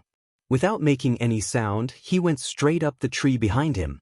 Then, he took advantage of the moment when the patrol officers turned their heads and lightly tapped on the branch that was only as thick as a thumb. With a whoosh, he shot up to the outer wall of the Capitol building. Yamada Hideho stretched and minimized the 3D image in front of him. Then he opened his office software. He decided not to sleep tonight. He didn't have to go to the company tomorrow morning. In the afternoon, he had to wait until 3 o'clock to host a meeting. He didn't need to say anything in this meeting. He only needed to show his face. The meeting was to discuss the next step of the Yamada Group's photocatalyst project with Waseda University. In fact, they had already come to a conclusion on this matter. They were just informing the other shareholders. The others didn't have the right or qualification to object. However, he was a little hesitant now. He had asked his friends in China to do everything they could to investigate what kind of strategy Chen Guang and the forces related to him had used. However, they had found nothing. Then, he thought of the assassins who were lured by the bounty to deal with Chen Guang and were cursed. A strong sense of uneasiness rose from the bottom of his heart. This feeling came so abruptly that it even caused his entire body to shiver in an instant. He got up abruptly and went back to the bedroom. He shook the woman lying on the bed to wake her up. "Akai, wake up. I have to leave." The woman rubbed her sleepy eyes. "Where are you going? What are you going to do?" "I don't know, but I have to leave immediately." "Why?" "I suspect that Chen Guang isn't dead. No, maybe he has turned into a spirit and is looking for the people who dealt with him." "Wake up. You're Yamada Hideho, the CEO of the Yamada Group. Not those silly boys who like to read manga. Are you hallucinating because you've been too tired recently?" "Akai, you're right. I'll go make a cup of tea. I need to wake up." Yamada Hideho shook his head. He felt that he was being too sensitive. Since this morning, Yamada Group's people had been placed in any place where suspicious people might appear, be it the port or the airport. Even if Yamada Group lacked manpower in other cities, they could contact other forces for help. They had done everything they could, and there couldn't be any loopholes. Am I really being too sensitive? Standing in front of the window, Yamada Hideho took a sip of the hot tea. He felt the hot feeling pass through his throat. The strong stimulation made him feel a little calmer. I shouldn't be scaring myself. Yes, that must be it. Maybe the Schultz family or Sanshin group provoked the forces that they shouldn't have, and they just happened to die at the same time. All of this is just a coincidence. Yamada Hideho strengthened his confidence again. Then he turned around and saw Chen Guang standing in front of him. Chen Guang also felt that he might have been a little too much. Ever since he let go of the restraint and decided to end these things with his own hands, he had been fascinated by the feeling of appearing behind others' backs. If I have to give myself a nickname based on my killing methods, I should probably be called the backstabber? Yamada Hideho's first reaction was to open his mouth and scream, just like everyone else's. But Chen Guang, who was prepared, wouldn't give him the chance. Before Yamada Hideho's pupils began to widen and his mouth opened, Chen Guang had already grabbed his neck. Then Chen Guang said, "No one can save you. You're already a dead man. You're standing here now because the Grim Reaper is still on his way." Yamada Hideho looked at Chen Guang with a pleading look, hoping that Chen Guang would give him a chance to speak. But Chen Guang didn't give him the chance. He exerted a little force with his fingers and blocked Yamada Hideho's windpipe with his fingertips. As time went by, Yamada Hideho's face gradually turned livid. He struggled with all his might, but it was to no avail. After livid, his face turned red. Then his head tilted and he died tragically. Chen Guang let go of his hand and murmured to himself. In fact, he had already guessed what this guy wanted to say. He wanted to beg Chen Guang to let the others go. Chen Guang turned his head and looked in the direction of the bedroom again. In the end, he didn't kill the woman named Akai. It was meaningless. After leaving the Capitol building, Chen Guang went straight to the Yamada family's mansion, which was half an hour away. Just like the day before, the whole world was shocked again the next morning. Yamada and his son died mysteriously in their own home. They died of suffocation for no reason. No one knew what had happened. As for Chen Guang, he stayed in the hotel calmly with Inyu. When she woke up in Jingxiang last night, she saw Chen Guang and Inyu putting on their clothes and getting ready to leave. In her chaotic memory, she couldn't remember clearly what had happened last night. She only remembered that the woman named Inyu was intimate with her. Then she fainted because she was too excited. As for the rich man named Zhong, he seemed to have woken up later. Her lower body was still aching, but it was not unacceptable. It was like the feeling after shooting a blockbuster. Forget it. For the sake of the million pills, I'll just let it be.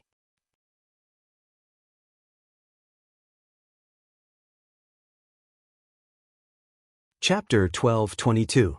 Chen Guang's attitude towards the flood of the outside world was the same as before. He only cared about himself and did not care about it. Even if the entire Dongdu was turned upside down because of the death of the Yamada father and son, he did not care. Instead of paying attention to these things, it was better to focus on the country again. Speaking of which, there was another episode in the country. Last night, Chu Zijin's meticulously prepared, "Hi. My God." The fourth episode was finally broadcasted. Chili TV, major live streaming websites, and video websites were released at the same time. It was said that the show had achieved unprecedented success. The all-rounder Chen Guang personally became the show's biggest gimmick. In addition, the show's effect was quite explosive. After watching it, the audience was in an uproar. There was a lot of good comments, but there were also many bad comments. The extremely divided reputation did not affect the show's popularity at all. Instead, it continued to grow. However, at this time, Chen Guang was in a special situation. In the end, these news only gathered into a short briefing message and appeared on his mobile phone. Chen Guang wanted to use his mobile phone to see how the video of the show was edited and if the post-production was good. However, considering that he was in Japan, if he used traditional traffic, he might be caught. For the time being, he decided to watch it when he returned. Anyway, the boat was sinking. Whether he watched it or not, he could not change anything. He should choose to believe in Chu Zijin's planning ability. There was no reason for her to fall into the same trap for the fourth time in a row. The chaos in Dongdu continued. Whether it was people from Wuxia or people from other countries flying to Japan, they were quite annoyed and had to face repeated inquiries and investigations. Even Chen Guang and Yin, who had long been labeled as harmless, were found by 4 groups of people within 2 hours and asked different questions. Generally, it was questions such as where were they last night, who were they with, and what did they do. Chen Guang and Yin easily dealt with the pre-planned speech. With the reports submitted by the sub-leader Takahashi and Kawaguchi Noyan last night, and the testimony of the famous female artist Kyoka, the two were easily cleared of suspicion and finally completely settled down at noon. However, others were not so lucky. Not only the Chinese, but other tourists and travelers from all over the world did not have it any better. They were either interrogated openly, investigated secretly, or monitored. The members of the Yamada group had almost gone crazy and were about to turn Tokyo upside down, but Chen Guang calmly allowed Yin to return to the country on her own. As for himself, according to the original plan, he should leave with them and go back to his hometown as soon as possible.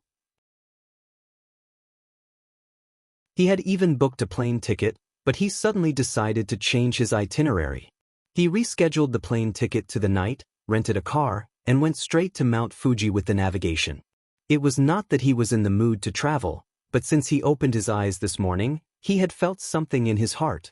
This feeling was very strange.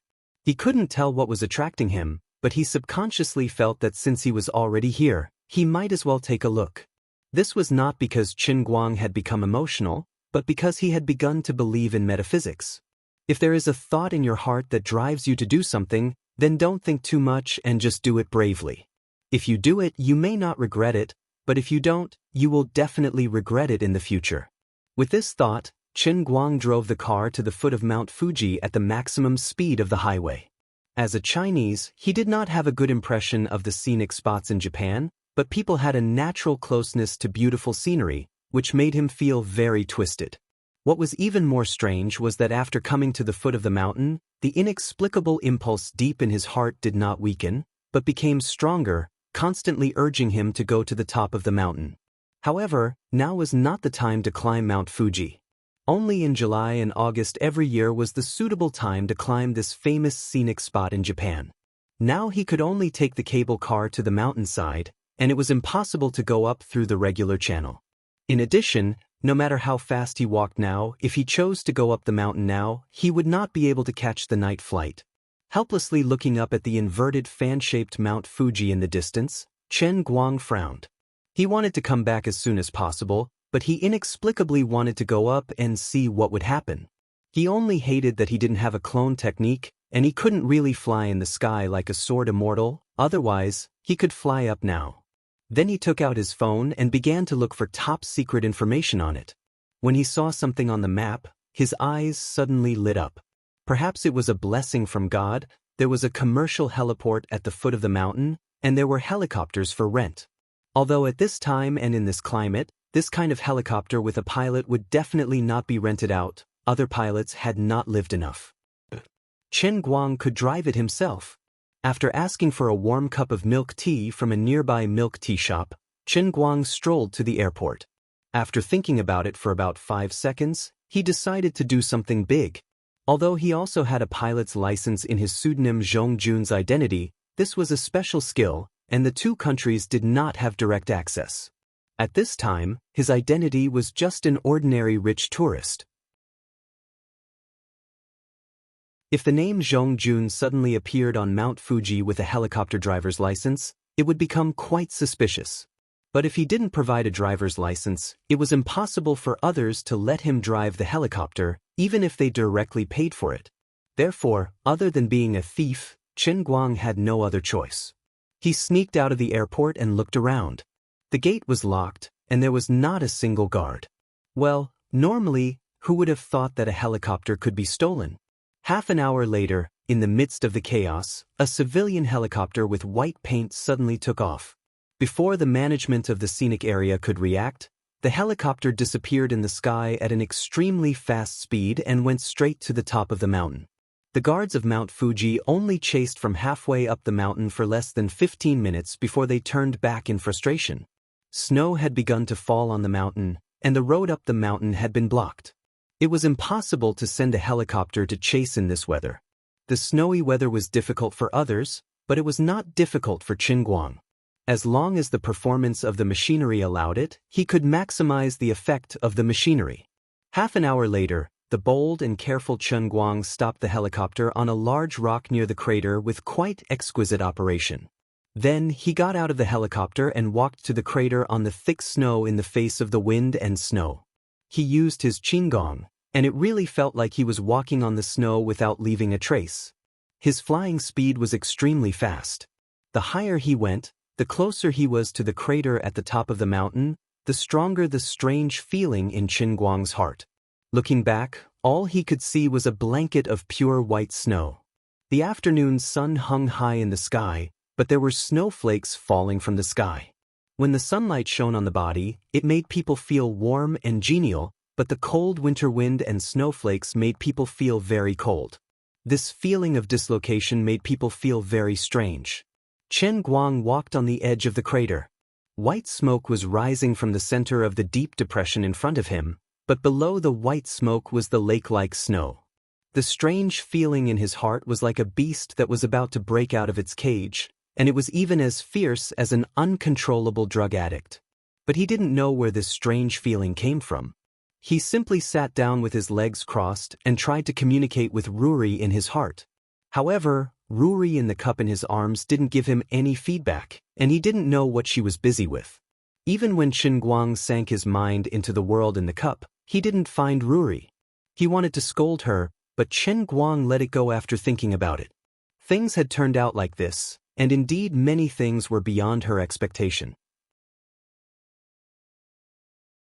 After all, Ruri was just a victim trapped in the heavenly Holy Grail. She was not the real artifact spirit of the Holy Grail, and it was normal that she didn't know the many mysteries and changes of the Holy Grail. As the owner of the Holy Grail, he still didn't understand anything. Thinking about it carefully, he was in no position to criticize her at all. When Chen Guang tried to extend his mind out from the world of Cloud City of the Holy Grail, the tentacles of his mind were firmly blocked by an invisible barrier, and he could only retreat completely. However, his perception of the outside world had become sharper. Not long after, his whole body suddenly trembled. What is this? In the sky above his head, a strange long and narrow crack had mysteriously appeared. This crack was at least a few kilometers long and a few hundred meters wide. Its shape was twisted like lightning, and it disappeared in the sky in a flash. But in the instant that it appeared, it happened to be caught by Chen Guang's eyes. On the other side of the crack was an indescribably deep darkness. Chen Guang sucked in a cold breath. The power of the Holy Grail that filled the entire world suddenly grew denser with this sudden change. Don't tell me I have to fuse now? Damn, you're messing with me. How am I going to get home? No, even if I take the plane with Inu, it doesn't seem to be of any use. I still won't be able to make it in time. Chen Guang muttered to himself for a while. After realizing that it was impossible, he was no longer so anxious. Anyway, he could not use it recklessly. He might as well let nature take its course. What made his head hurt even more was that he could not even make a phone call now. Although the special communication device in his hand had the ability to receive signals from all over the world, there was no signal coverage in this place at all. Although he could use satellite communication, the magnetic field in this place was rather chaotic, and the signal was seriously affected by geomagnetic interference. Even if Chen Guang wanted to make use of this time to use the special channel to contact his family, he could not do it. Why don't I hurry back home? I'll do my best and leave the rest to fate. His worry for his family and the intense curiosity in his heart that wanted to devour his rationality clashed with each other, but in the end, the safety of his family prevailed. After Chen Guang made up his mind, he could no longer continue to stay here to satisfy his curiosity. He just wanted to leave as soon as possible. He even regretted that he should not have come here to waste time. Even if he still could not make it in time, even if he encountered complete fusion on the plane, at least he could rush back to Lilai as soon as possible after it happened. He did not know when he would be able to make it in time like now. In addition, he stole the plane when he went up Mount Fuji. Although his identity was not found out, it was inevitable that he would be troubled when he returned to the tourist center. It would be tomorrow morning at the earliest before he could return to Lilai County. If there were any unforeseen events, they would be delayed even further. Perhaps he should not have chosen to go out at this time in the first place. It did not matter even if he let the Schultz family, the Sanshin group, and the Yamada society off for the time being. After the world fusion was completed, if they still existed, it would not be too late to settle the score with them. I regret it. Unfortunately, there is no medicine for regret. Chen Guang muttered in his heart as he sped up on the snow and ran to the boulder where the helicopter was parked. Just as he was about to approach the boulder, a sudden change occurred. A gust of wind suddenly rose from behind him and whistled past him. Even with the strength of his legs, he was still blown forward by the strong wind and almost fell. What was even more unfortunate was that the helicopter that was parked on the boulder was almost blown away like a toy at the same time. Under his dumbfounded gaze, the helicopter rolled down the mountain. After rolling for about 60 or 70 meters, the helicopter crashed down the cliff. Less than 10 seconds later, there was a loud noise from below, followed by a burst of fire. Chen Guang rushed to the edge of the cliff and looked down. At the place where the helicopter landed, he only saw flames, billowing smoke, and a pile of burning scrap metal. Damn it! This is poisonous! He wailed. Before Chen Guang could finish his words, another light suddenly lit up in the sky. When Chen Guang immediately raised his head, he caught a glimpse of the second crack in the sky. Completely different from the previous one, this second crack was bright and dazzling as if there was a sun hidden inside. The snowflakes that were constantly falling in the air were even cut off by this crack, leaving a long empty space. At this moment, the heavenly Holy Grail in his arms flew out of his satchel on its own without his summoning and floated in the air. Chen Guang stared at the Grail and wanted to move his body, but he was powerless. He was controlled by an invisible force.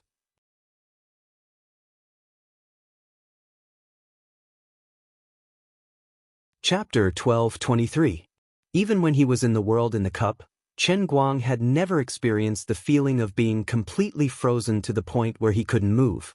It wasn't as simple as his body being restrained. The power to control came from within his body, from his muscles to his bones, to his veins, and even down to his cells. Every part of his body that could be controlled with his mind was completely frozen. Apart from that, the heavenly Holy Grail hovering in the air was flying further and further away. In mid-air, it expanded rapidly like a fatty big sea that was soaked in water. In just a short 10 seconds, the drinking cup turned into a floating tower that was nearly 100 meters tall in front of Chen Guang. Of course, the only thing that changed was the volume. The cup was still the same shape, and even the flying goddess statue that was made of glass was enlarged to the same scale. If not for the fact that the feather robe had shrunk into a bikini, The enlarged version of the goddess statue would have looked even more fairy-like. As the cup changed, the frequency of cracks appearing in the sky suddenly increased. Long, narrow, and disorderly cracks appeared in the sky one after another without any pattern. The scene looked spectacular, but it didn't make a single sound. Chen Guang couldn't do anything about it. He was even worried that the strange phenomenon at the peak of Mount Fuji would attract the attention of others. If all the satellites in the sky were pointed in this direction, it was hard to guarantee that he and the huge heavenly Holy Grail wouldn't be photographed. Then perhaps his greatest secret would be directly exposed. Wait, the snowflakes aren't falling anymore. Chen Guang squinted and looked at the sky again. The snowflakes that were falling from the sky had completely stopped. All right, it's the familiar time stopping again. This kind of big trick written in fantasy novels has become a common occurrence for me. Chen Guang couldn't be bothered to complain anymore. Anyway, he didn't have to worry about his secret being exposed. He didn't know what would happen next, and there was nothing he could do. He could only watch everything like a statue. He was just a little puzzled. Everything felt normal last night. Although the power of the Holy Grail was still getting stronger, the speed of change was still under control. Based on his estimation, it would take at least 1 to 2 years for the power of the Holy Grail that filled the entire world to completely transform from quantitative to qualitative. Why did it suddenly change so drastically today? This isn't logical. Just as Chen Guang was thinking this, the Holy Grail suddenly began to tremble. The huge lid of the cup rotated and opened on its own. After the lid left its body, it floated towards Chen Guang and landed beside him with a loud bang. As for the cup in midair, some liquid substance began to gush out. This scene shocked Chen Guang to the point that he was burnt on the outside and tender on the inside. He couldn't speak. Although I'm complaining that it's not scientific, you don't have to force it to be scientific. The liquid that was gushing out of the Holy Grail was the power of the Holy Grail, so dense that it couldn't be dissolved. The power of the Holy Grail was supposed to be an existence of energy. Chen Guang did not expect that when this mysterious power appeared in the real world at such a high concentration, it could actually form such a liquid-like effect. However, this thing evaporated very quickly. After gushing out of the cup, it spread out and flowed in all directions. At first, it looked like a waterfall, but before it reached the bottom of the Holy Grail, it completely transformed into a gaseous state and dissipated into the air. Although Chen Guang was trapped in place and unable to move, he was still blown into a mess by the strong wind that was blowing at him. This strong wind was filled with a sweet smell. It was the familiar smell of cooking oil. This is the power of the Holy Grail that's so dense that it's sweet. But can we not run out of oxygen? Are you trying to suffocate me to death? Before he finished speaking, the liquid that was gushing out of the Holy Grail suddenly surged higher, forming a fountain that was hundreds of meters tall. From below, it looked like a waterspout when a tornado struck. As the liquid rapidly transformed into a gaseous state after falling down, the air instantly became even sweeter. However, Chen Guang no longer felt suffocated. As the power of the Holy Grail completely dispersed and disintegrated into its most basic energy state, the air suddenly returned to normal. Chen Guang was not sure how the power of the Holy Grail fused with the real world. Based on his limited knowledge of university physics and chemistry, he could only speculate that the energy was completely integrated into atoms or an even smaller level in its most basic energy state. Just like the van der Waals force between molecules, or the chemical bonding force between atoms, or it could be the nuclear force between the protons that made up atoms, or even smaller. According to the research of modern scientific theories, there were even smaller leptons, hadrons, and even quarks below the protons.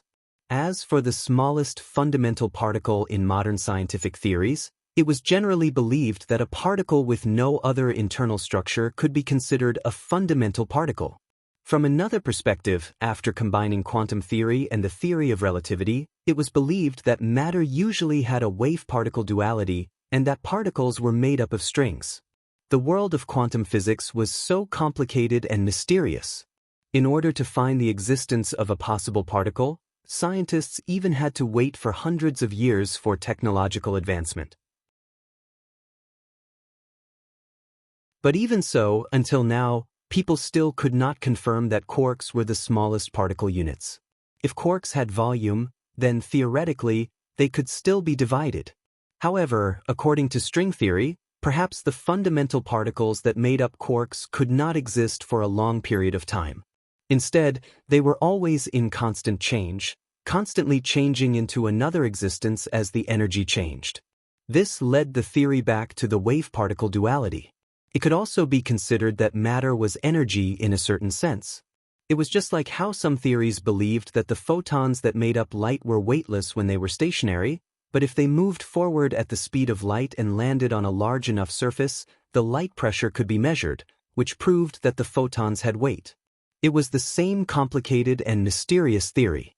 However, with the further advancement of modern theoretical and practical research, the correctness of quantum theory was once again doubted. Even the foundation of the wave-particle duality theory might be shaken. The exploration of science was always a process of verification and constant questioning. Although many people suspected that as long as matter existed, then it would definitely be eternally and infinitely divided, even if they knew the answer, they could not find any theoretical proof. They could not prove that it was correct, nor could they prove that it was wrong. It was just like how the ancients knew that the sun must rise and set, but they did not know why it was so. A great man once said, "The more you know, the more ignorant you feel." This sentence could also be applied to modern scientific research.